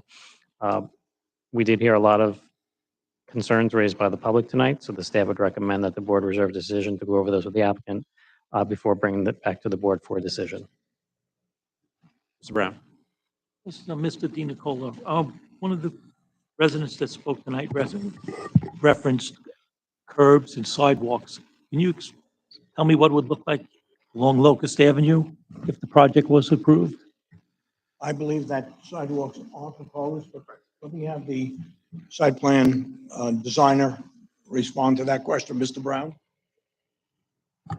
Your name, address, and the name of your firm. Good evening, everyone. My name is Alex Siski. I work for Bull Engineering at 275 Broad Hollow in Belleville. As you see in that rendering, you will see that we do improve the curbs fronting our property as well as adding sidewalks. Part of, as we mentioned earlier, we are connected to the treatment plant south of us. It's about 1,000 plus or minus feet south. So we are going to have to horizontal bore or do some sort of trenching to get to that piece. So there will be some sort of upgrades coming from the parcel heading south to the train tracks as far as sidewalk and curbing. So as it is today, there is some sidewalks, but as I mentioned, if you look at that rendering, we're going to improve anything fronting our property. You're going to continue it south, you said? Yes, we're connecting to the treatment plant south of the train tracks. Okay. And Mr. DiNicola, you said that a lot of people mentioned traffic tonight and everything. You said that we had a traffic report that has been submitted to us? There has been a traffic report, and I have Mr. Patrick Lenahan from VHB Engineering. Mr. Lenahan, you think you could respond to some of the comments that were made by? I think I can probably respond to all of them if I do my job correctly. Mr. Brown? Well, I was just concerned about the proving out and you're part of the report that would speak to the existing use traffic compared to the proposed use traffic. Yes. First, Pat Lenahan, VHB Engineering, 100 Motor Parkway, Hopog, traffic engineer for the applicant. So the concerns regarding the traffic on Locust Avenue, not unusual for a community that's engaged. So we're looking at 40 units of multifamily rental housing. The first thing I would say is that multifamily housing does not generate traffic to the degree that single-family housing does. Multifamily housing generates traffic just under half of residential single-family homes. So when we say 40 units, maybe that's equivalent to 20 single-family homes. And with the number that will serve folks who are receiving services, 12 of those units are basically off the table. So that they will occasionally have a shuttle van come to the site. So the trip generation that we're going to see when the site is redeveloped is going to be low. As a redeveloped site, one of the things we want to do is document the level of traffic that's happening there now. So my report states that during the weekday AM and PM commuter peak periods, which is when traffic on Locust is highest, and it also coincides with when traffic from multifamily homes is the highest. We went to the site, the existing site, and counted both driveways and documented the amount of traffic that goes in and out of the site now. There are dozens of employees in that building. There are hundreds of people that visit that building for services on a daily basis. So when we look at the existing condition on an hourly basis, 1 hour in the morning, we had 46 trips. 1 hour in the afternoon peak, we had 39 trips. This particular multifamily housing size and the specific operations and residential is probably the most well-documented land use in terms of being able to predict trip generation. And our prediction, and it's in the report, in the morning is 15 trips, and in the weekday PM is 17 trips. So as I suggested at the community meeting a few weeks ago, before the study was finished, I thought we would see trip levels about half of what is there now, and that has turned out to be the case. So I'm not going to say there's no congestion in the area. It's Long Island. We see that everywhere. What I am going to say is, were you to approve this project, all the traffic conditions that the folks in the neighborhood are acutely aware of will ease incrementally. I will not say all their problems will go away, but the notion that they could somehow get demonstrably worse is counter to my findings. Thank you. Thank you very much. While you're up here, did you analyze any accident data in that? I did not. Further questions? Ma'am, if you'd like to submit questions, you can. She's keeping a record, so I just can't have people speaking out yet. Are there further questions from the board? Mr. Matamore? Mr. DiNicola, is there a facility that this applicant has here on Long Island that could be looked at by staff or whatever, or anybody interested, that is fully functional and about the same size as proposed? In other words, they have a similar location. Hmm. I'll have to. Here on Long Island, I figured you wouldn't know yourself, but it could be relevant and important to answer some of these questions. If I can get an individual. That's fine. Thank you.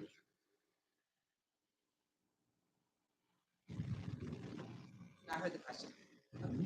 Yeah, so my name is Susan Sorrentino. I'm the Chief Administrative Officer at Family Residences and Essential Enterprises at 191 Sweet Hollow Road in Old Bethpage. As far as another location, we have many residential programs throughout Long Island. Most of them are certified group homes, and that's our main support. And the other apartments that we're utilizing for people who need support, who are at that same level of independence, are renting from your Fairfield and from your, other apartment complexes. So we don't have, this was an opportunity for us to create something similar that we could be able to give the people that we support an opportunity to have more affordable placement, because it's really difficult, but we don't have another opportunity like that to be able to provide. So this would be, I we see. could do this. Thank you. That answers my question, and I appreciate it. Thanks. Thank you. Ms. Sarantino. Thank you. Further questions from the board? Mr. Nicola, just one, I wanted to thank you. So I mean, I've looked at a lot of projects over the years in multifamily housing, and certainly this one takes into account the character of the neighborhood in terms of how you designed it. So I know you put extra care into doing that. But can you speak to the fact of CA being near a downtown or being near a real public transportation in terms of how you work around that issue? Well, with regard to this particular location, if you go just a couple of blocks north at Sunrise Highway, there are two large shopping centers. The 12 units, the 30%, are going to have van service. So if those, and that amounts to 30% of the units, they will have access to Patchogue, to Sayville, and maybe to some of the small shops in Oakdale itself.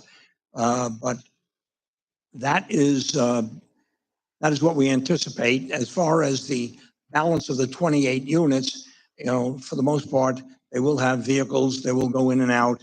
And again, it's not more than less than 5 minutes to Sunrise. It's about 3 minutes to Meat Farms, I think, is on Sunrise Highway. You have a large shopping center, you have banks, Saviano's restaurant, and it's close enough to those the shopping centers. As far in my opinion, Mr. Chairman, it's not a transportation-oriented development like we did in Bay Shore, the former Toro Center, where they walked 1 block south or 1 block to the railroad station.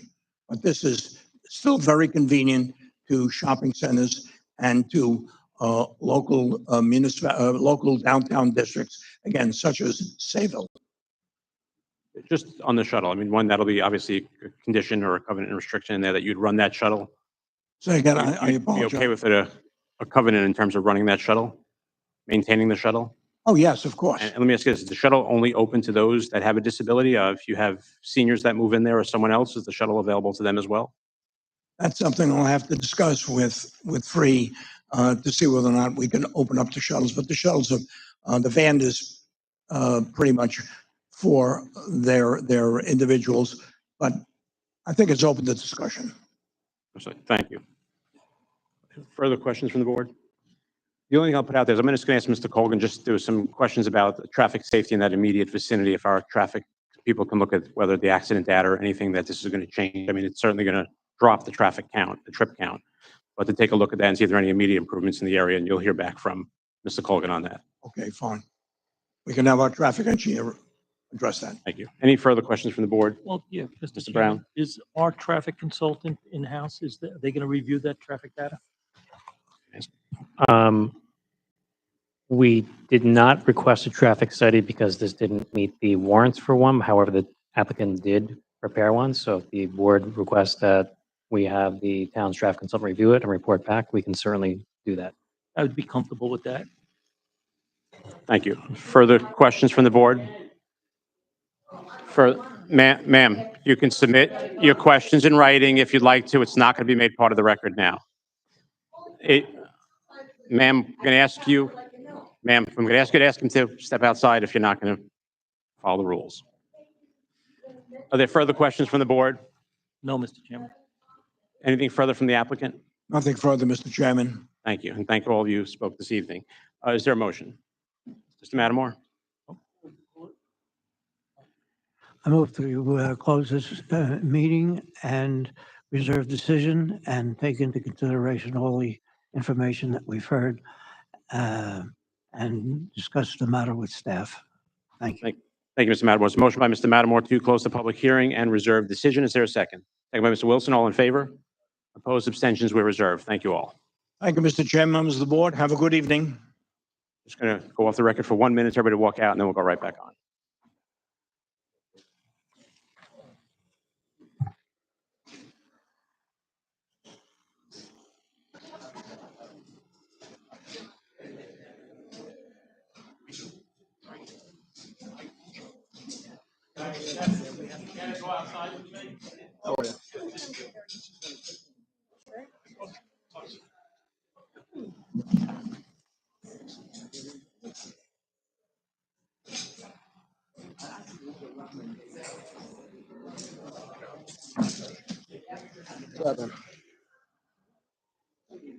I'm just going to ask anybody who's here on this application if you'd continue your conversations in the hallway so we can move forward. Ms. Dina Kohler, if I can ask you and your group to out in the hallway so we can continue the next application. Thank you.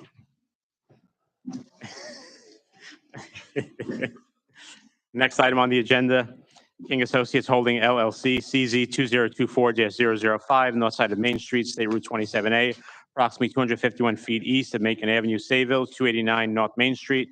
Applicant requests a change of zone from Residence C to General Service T District, along with modification of TC 5062 in order to construct an office building. Good evening to the applicant.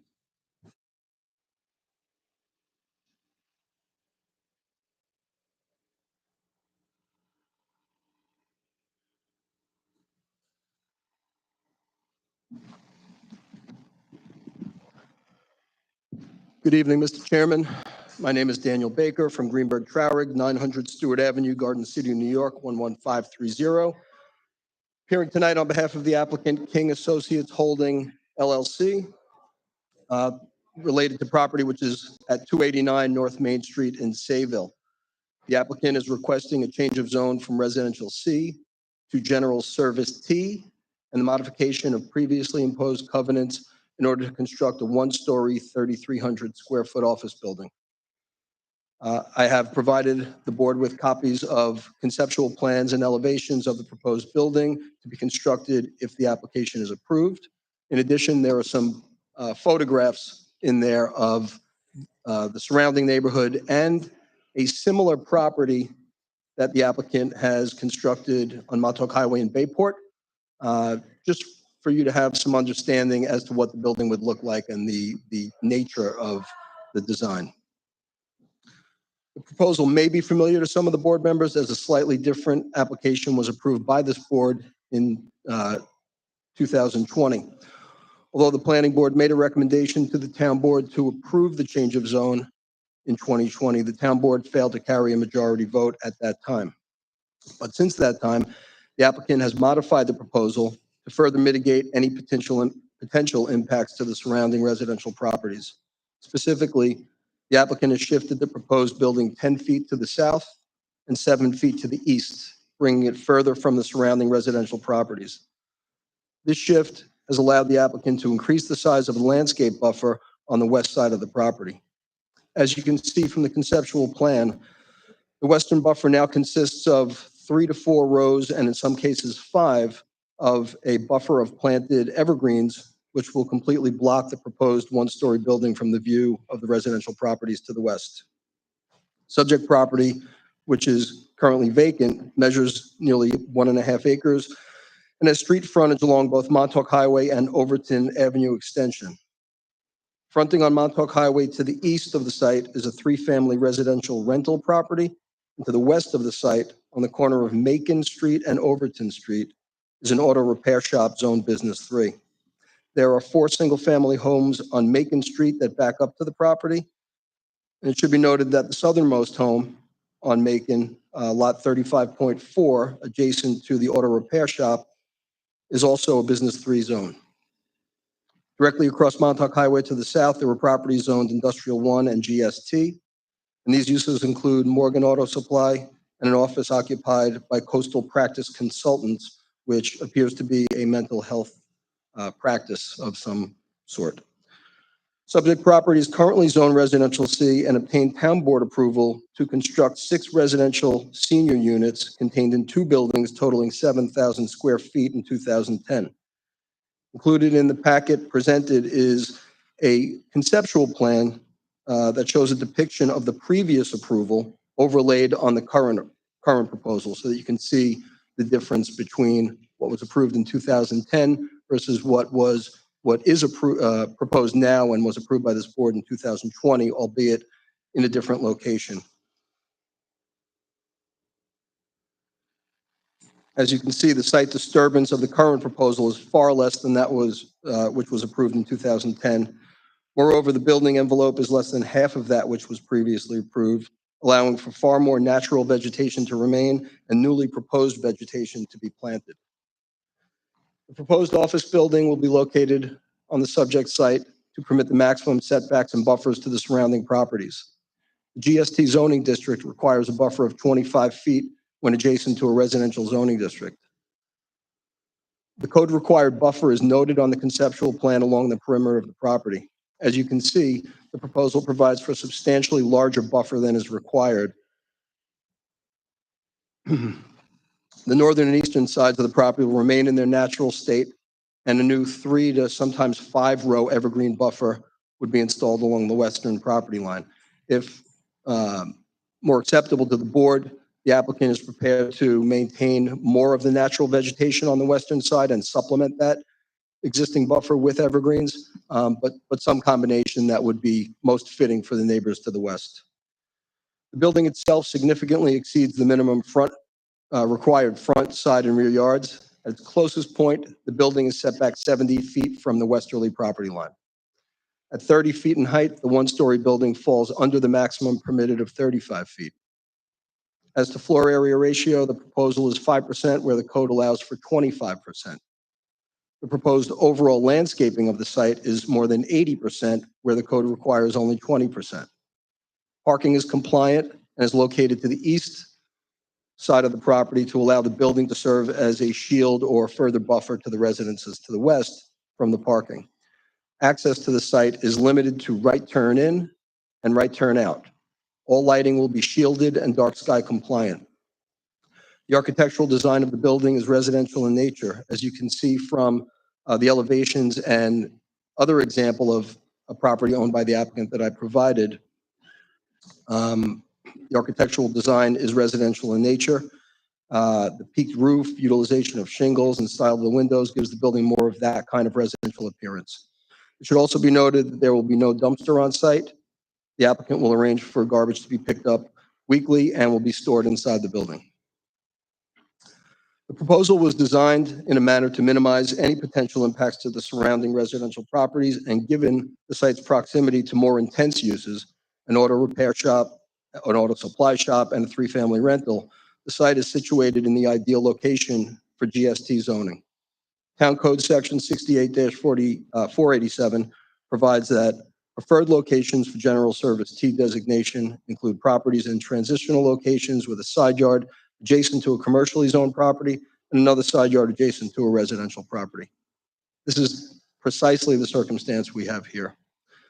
So in closing, I'm happy to take any questions, but we would ask that the board approve this application as it did in 2020 and recommend that the town board approve this change of zone. I should also note that the applicant is here, Mr. King. If we have any questions that he can answer, he's here as well. Thank you. Thank you. I'm going to go to public comment and come back for a staff report. Mr. Brown? Ellen Gugliotta.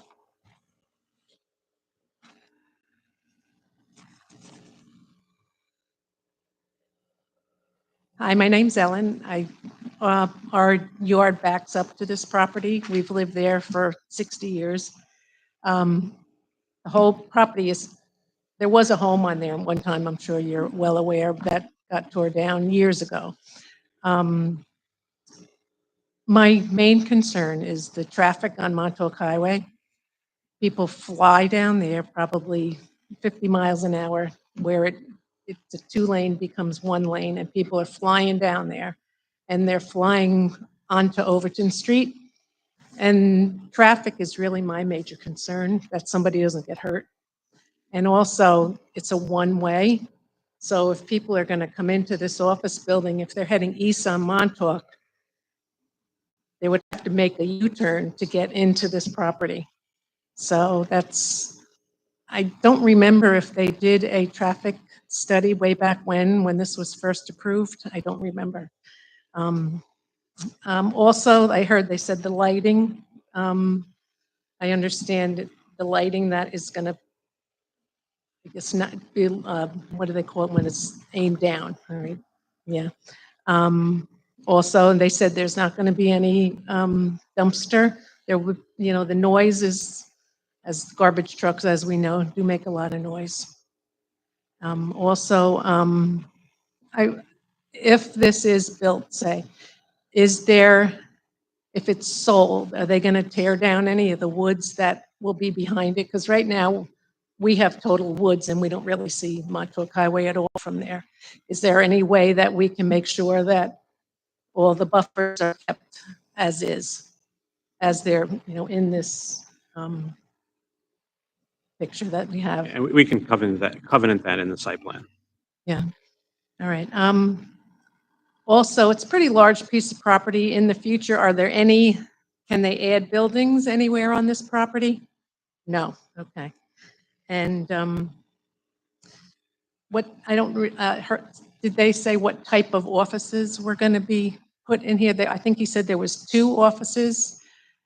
Yeah. I don't think in terms of the tenant use we know yet, but I'm writing down all your questions, so when we're done, I'll get them answered for you. Okay. Okay. Thank you. Also, Brown. in reference to the buffer on your side, which is Wood Hill.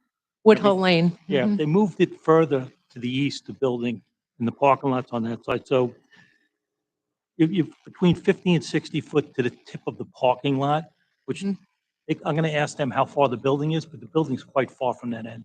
Yeah, that's not my house. We're behind that. So we have a large backyard. We're behind their driveway. They So we moved it back further. up to the very back of their property. Yeah, Yeah, you're not even, it's quite a distance. it's quite a distance, and it's all wooded right now, and we'd like And to it's gonna keep it stay- that way. it's gonna stay that way. Yeah, And they did move it closer to right, Overton Street too. yeah. Mhm. So Now, the zoning, was it approved back then? we approved this, well, I've been on this board for, probably 16 years. It was a And- recommendation from the board. It was never approved by the town. Right, we make a recommendation to the town board. Mhm. We've done it twice for 2 different projects on this property since I've been here. Right. And it yeah. wasn't approved. It wasn't, Right. Because it's always been residential, then they wanted a business, and then they had the senior housing, and now they want business again, yeah. So nothing was ever approved. No, it was only a recommendation to the town board. It was not Recommenda- approved by the town Right. board. All right, thank you. Thank you. Sharon Boyle?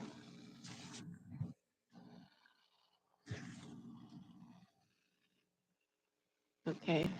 First of all, I think it's really important to keep the trees, to keep the woods where the animals are. There's so few places in it anymore in Sayville.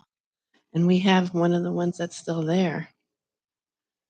We need to keep the woods in Sayville. Wild animals are living there now. We have turkeys and raccoons, opossums. They eat the ticks that are out there. That makes humans sick. So do other animals in the woods. There's deer, fox, falcons, and red-tailed hawks, and bald eagles live and eat there too. They fly through all the time. That's since COVID. We watch the birds fly through. The trees and the plants make the fresh air we breathe. We all know that. COVID made the birds and the animals come back after 50 years. For 50 years, a lot of those birds weren't there, but they're all back now. We need to keep the forest in our neighborhood. Please save the trees. There's so little left.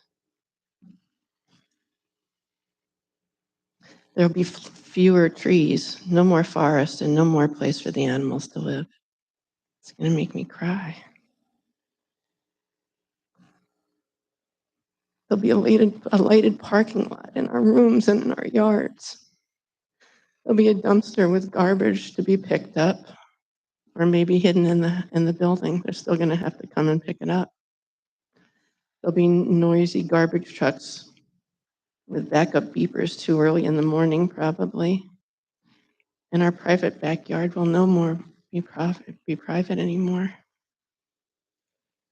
There'll be normal business going on, noisy cars, noisy people in our backyards.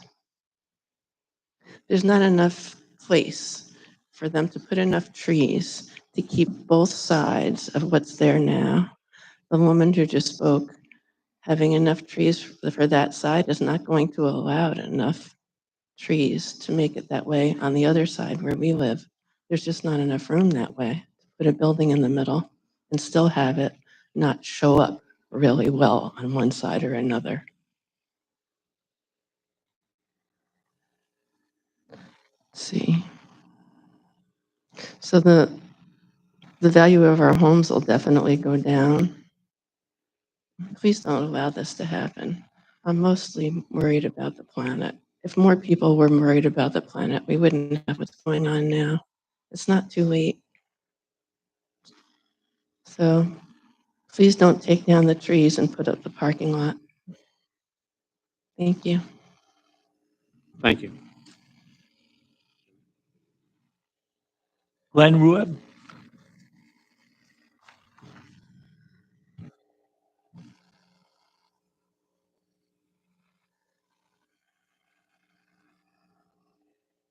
Good evening. My name is Glenn Roop. I live on Heading Street. This is all new to me, so bear with me. I've lived there 42 years. That's one block south of the railroad there. People have to make a right coming out of this building. There's no left because it's a one-way street. It goes to Lincoln Avenue. They may have to make a left, go over the railroad. Now they're on Heading. They come down my block. I can't get out of my driveway now. It's been 10 and 20 cars every day to back out of my driveway. There's no way, you can't make a left coming out of this building because it's going across traffic the wrong way on a one-way street. If you're heading east on Main Street, you want to make a left into this building, you got to cross the traffic. You have to make a left-hand turn into this building with the traffic coming down. Have someone said it was 2 lanes to 1. Right at that point, that's an accident waiting to happen. These people are doing 50 miles an hour. You can't make a left there. People going, just coming out. They're bypassing the town. They come down Heading Street. Everything is on Heading Street now. Like I said, I left Nassau County back in 1972. I've lived here 42 years. because of the traffic. I'm ready to leave Sayville. My wife is handicapped. She's in a wheelchair. I can't push her down the block.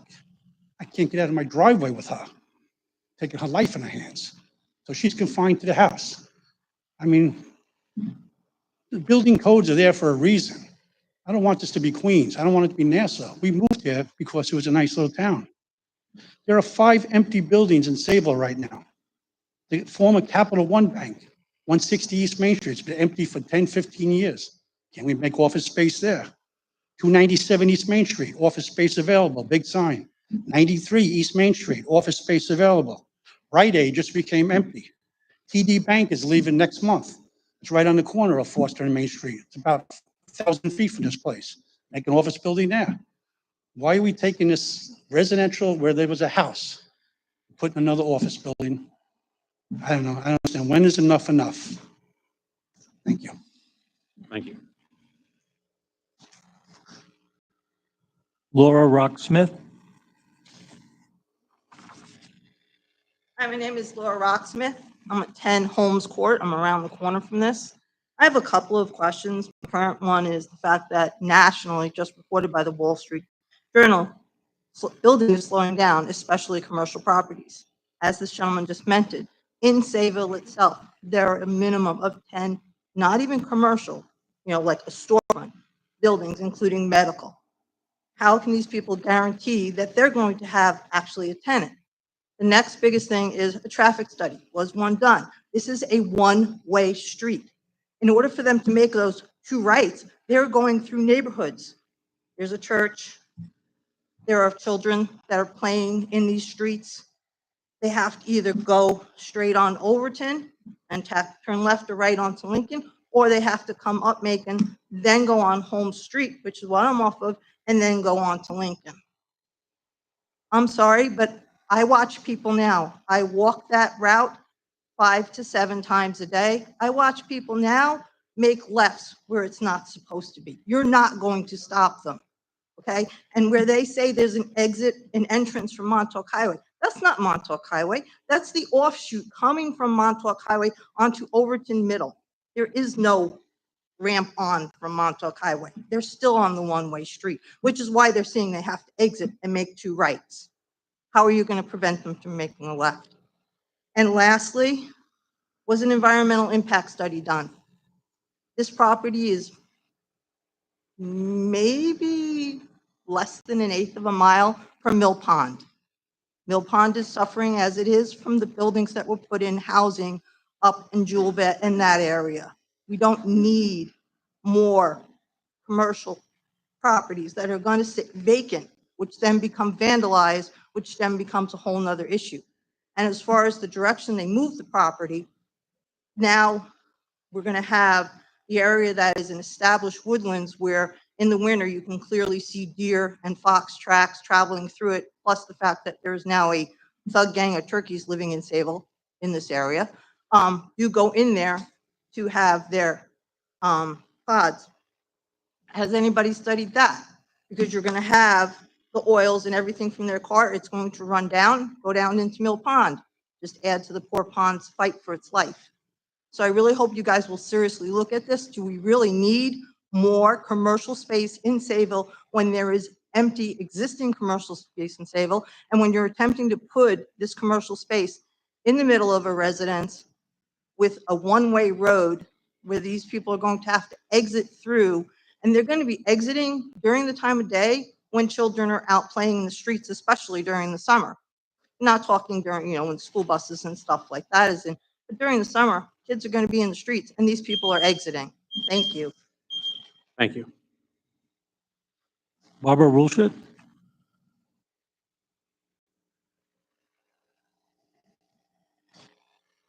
I bought a copy of what I.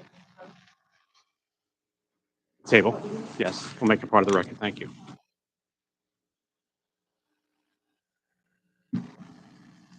My name is Barbara Rochelle. I live on Macon Avenue. My backyard is partially along this site.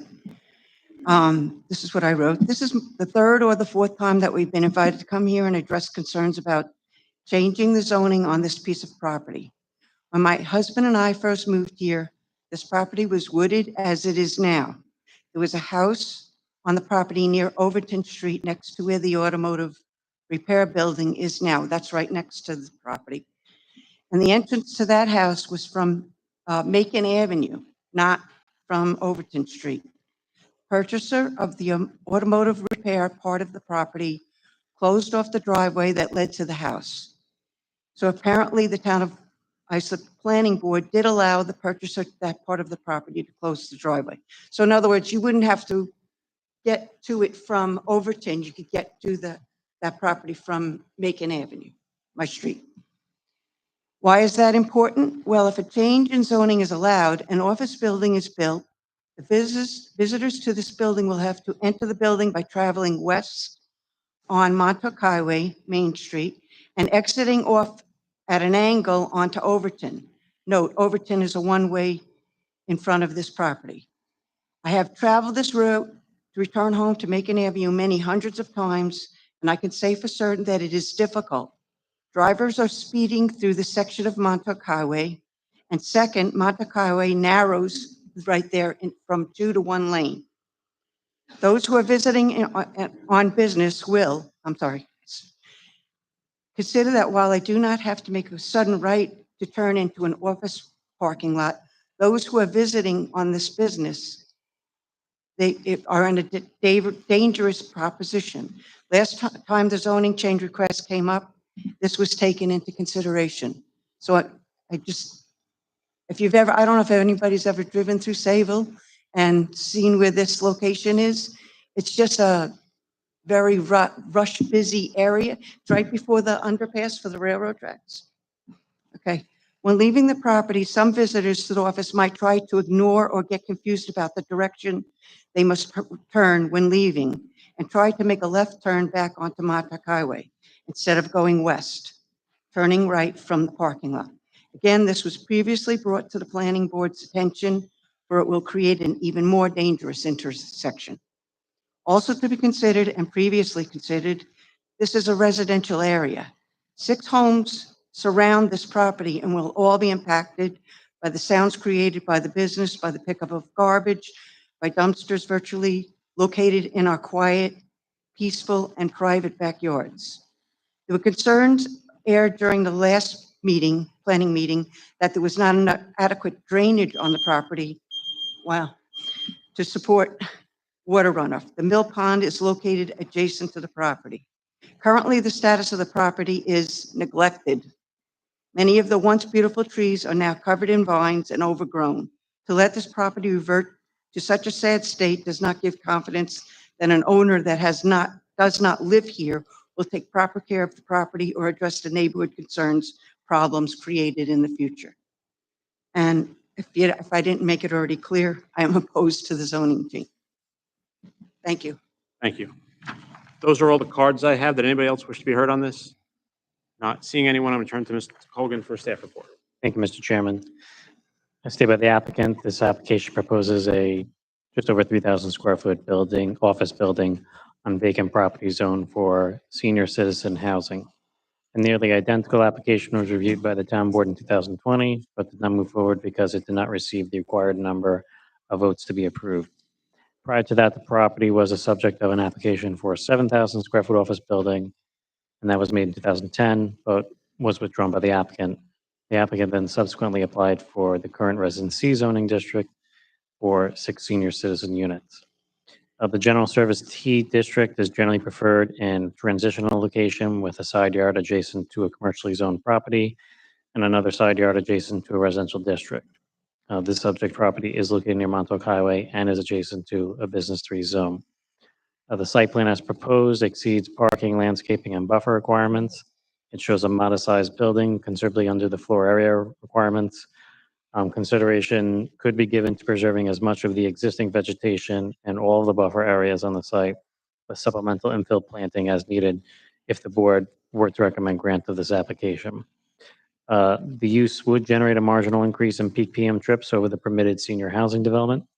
The site plan also shows right-in, right-out access only.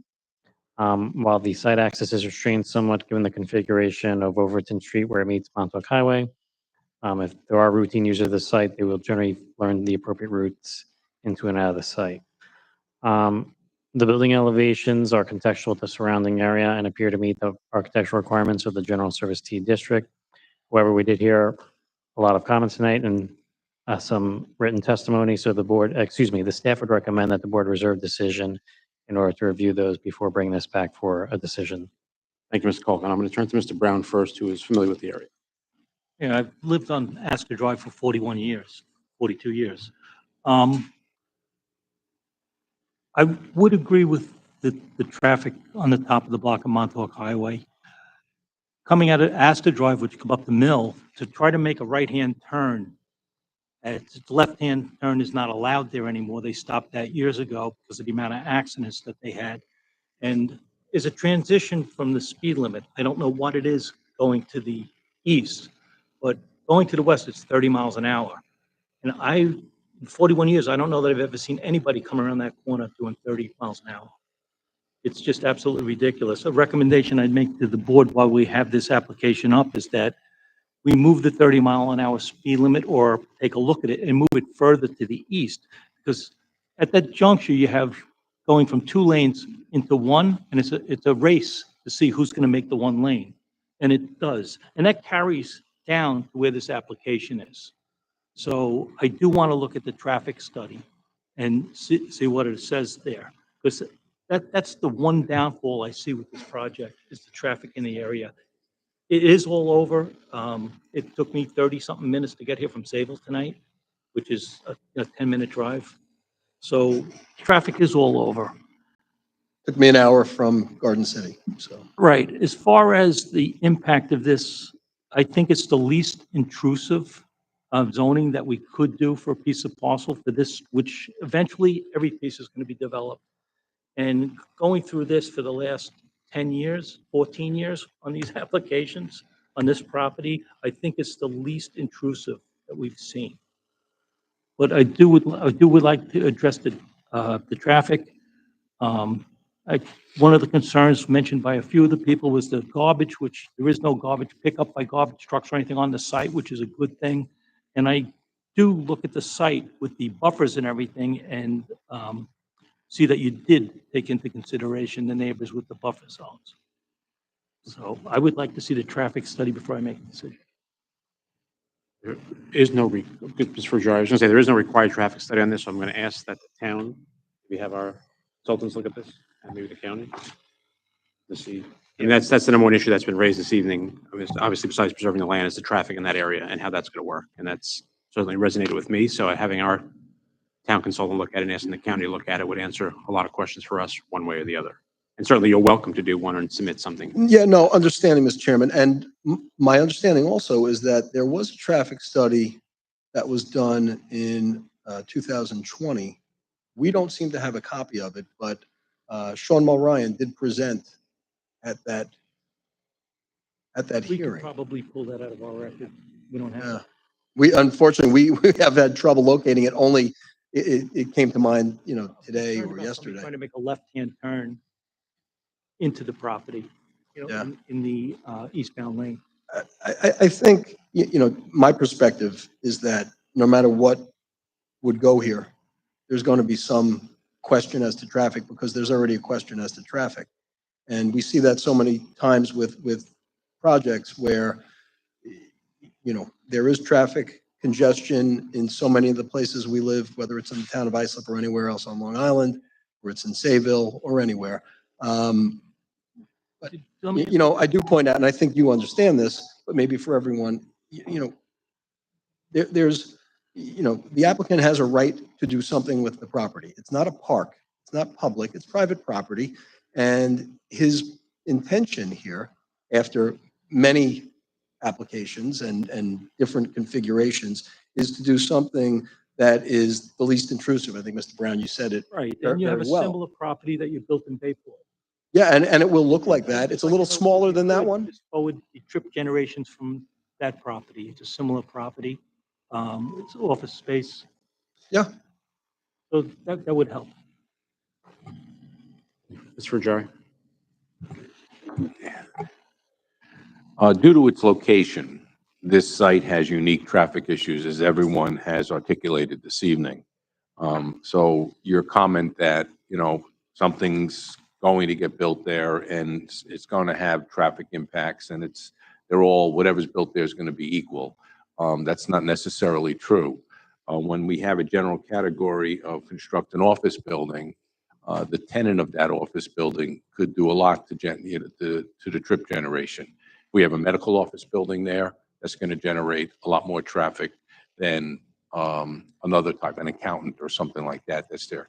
Do you have an idea of what type of tenant you want in this building, or can you give us examples of what you put into Bayport? So, Mr. King is here and he can tell you about Bayport, but generally for this building, the intention is to have general office space, not medical office space. So So you would understanding, not be opposed to a covenant that said no medical office space? and we discussed this earlier, I think that medical office is not so much an issue, meaning if it were, the type that attracted a lot of There are lot of some volume, medical but there- offices there that are- generate an I thi- awful lot of traffic. There are some that generate a lot less. Yeah, and I think the But I'm concern just is if trying it to were, narrow if this it were a down. therapist or some kind of individual type professional office like that, it's a little different than having, a cardiology office or a general internist office where patients are coming in and out and it's very active. Well, let me ask my question a different way. If you're going to go through the risk of building an office building on spec, you must have some idea of the market conditions. What type of market, what type of tenant are you looking for? Yeah, Mr. King can address that. Sure. Good evening, Ron King, 80 Montauk Highway, Blue Point, New York. I'm a real estate broker for 20 years or so, plus or minus. What we're aiming for here is a low-impact general office, maybe an attorney, a CPA, something like that. We're not even discussing medical, because then the building would have to even be smaller if it were to be medical. The issue, we could agree on something, but we do have therapists that rent from us in the other location, like Bayport. So I don't know where that falls in your code, but that's what we tend to go for, is a psychologist. And yeah, that's basically it, just a general practitioner type CPA or an attorney. We did have a tenant for the last round when we did propose the building, and they were in finance and the word is escaping me, but it was a financial company. Financial planner and Yeah, something like that. But and they were coming from New Jersey, I believe, and we had lost them because of the time lapse. Okay. Thank you, Mr. Ruggieri. Further questions? I mean, I would just echo Mr. Ruggieri, Mr. Brown's comments. Certainly, you have the right to build something there as of right now in terms of what the property is zoned as. Something is going to go there sooner or later. It's our opportunity to work in terms of looking at the traffic. If improvements need to be made after looking at a study, whether it's done by the county and the town, with improvements in terms of covenant, who can actually go into the building, if you're willing to do that. Something we would consider in terms of medical use, not medical use, or restricting the type of uses into the building. But I would certainly like to see more information on the traffic in that area and how that can be addressed. Further questions from the board? Would the applicant like to add anything further? No, I think we covered everything. Well, maybe one last thing is just, again, reiterating that there is an approved use for 6 residential units. And while maybe difficult to compare traffic-wise, in terms of the disruption to the property itself, it would cover a lot more area. It would, definitely, move into the setbacks quite a bit more and take away what right now is a good natural buffer. We've heard the people talk about that quite a bit. So this seems to be a plan that takes everything into consideration and probably the best use. I mean, it's not lost on me that what's currently allowed to go there would eliminate a lot more green space than you're providing right now. But I think we just want to look at the traffic. Of course. Can be done. There may be solutions that can work. And also looking at if it's going to be approved as a change, can we restrict what goes in there that still works and makes it viable for you, but also protects the amount of volume that's going in and out of there. So I think those are things we need to consider, look at, and then we can come back before the board for a decision. Anything further from the applicant? No, thank you. Anything further from the board? Is there a motion? Mr. Brown. Mr. Chairman, I'm going to make a motion that we close the public hearing and reserve decision tonight. Motion by Mr. Brown to close the public hearing and reserve decision. Is there a second? Second by Ms. Cruz. All in favor? Opposed? Abstentions were reserved. Thank you all. Thank you very much. Planning Board application decision item, Eastview Apartment Development LLC, PB 2024-010. Which, any questions, she can help you. East side of Eastview Drive, approximately 958 feet south of Courthouse Drive, Central Islip, 221 Eastview Drive. Applicant requests approval of signage in the Planned Development District Residential Subdistrict pursuant to 68-324E2C. I'm going to go right to Ms. Wozniak. All right, thank you, Mr. Chairman. The property is located on the east side of Eastview Drive, south of Courthouse Drive and Central Islip, and it was the subject of a change of zone application in 2020 to construct 25-unit rental apartment building. Tonight, the applicant is looking to obtain planning board approval for 2 place signs that identify the residential community. The signs are 34.7 square feet each and 6 feet in height, with 1 sign located at each entrance into the site. The signs will require area and quantity variances from the Zoning Board of Appeals, since place signs are limited in area to 16 square feet and only 1 sign is permitted per property. The signs are carved PVC with gold lettering and will be indirectly lit and have landscaping surrounding the base of the sign. Based on this, planning recommends the board grant the application as presented. Thank you. Any questions for Ms. Wozniak? Seeing none, is there a motion? Mr. Matamore, is that a motion? Just turn your mic on so we can get it on the record. Thank you. Yes, I make a motion, having heard the particulars from Ms. Wozniak, that this application be approved. Wozniak, you were so thorough, he made a very succinct motion on that one. Motion by Mr. Matamore to grant the application. Is there a second? Yes. Second by Mr. Brown. All in favor? Aye. Opposed? Abstentions? The application is granted. Last item on the agenda, Planning Board application decision item, Rand Rosenbaum, architect, PB 2024-013, south side of Sunrise Highway, Service Road South, approximately 215 feet east of Connecticut Avenue, East Islip, number 3500 Sunrise Highway, Sunrise Business Center. Applicant requests Planning Board approval for a facial sign in the PDD GROI district pursuant to 68-607A3B. Ms. Wozniak. Okay, thank you again. The subject site's located just east of Connecticut Avenue on the south side of Sunrise Highway and Great River. It's currently occupied by the Sunrise Business Center, which is a large office building with multiple tenants. The site's within the Great River Plan Development District. And this includes the requirement for planning board approval of signage. Tonight, the applicant is requesting approval of a 23.5 square foot non-illuminated facial sign erected above the office entryway for the Suffolk County Division of Services for Children with Special Needs. The sign design proposed is a white Durabond panel with black vinyl lettering and is on the north side of the building facing Sunrise Highway. The sign is consistent with signs generally supported by planning. Therefore, planning recommends the board grant the application. Thank you. Any questions for Ms. Wozniak? Is there a motion? Ms. Frajari. Due to the thorough nature of Ms. Wozniak's presentation, I make a motion to approve this application. Once again, due to the thorough nature of your presentation, that was a quick motion to approve. Is there a second? Second by Ms. Cruz. All in favor? Opposed? Abstentions? The application is granted. Thank you. The motion by Mr. Matamore to adjourn. Second by Mr. Wilson. All in favor? Opposed? Abstentions? We're adjourned. Have a good evening.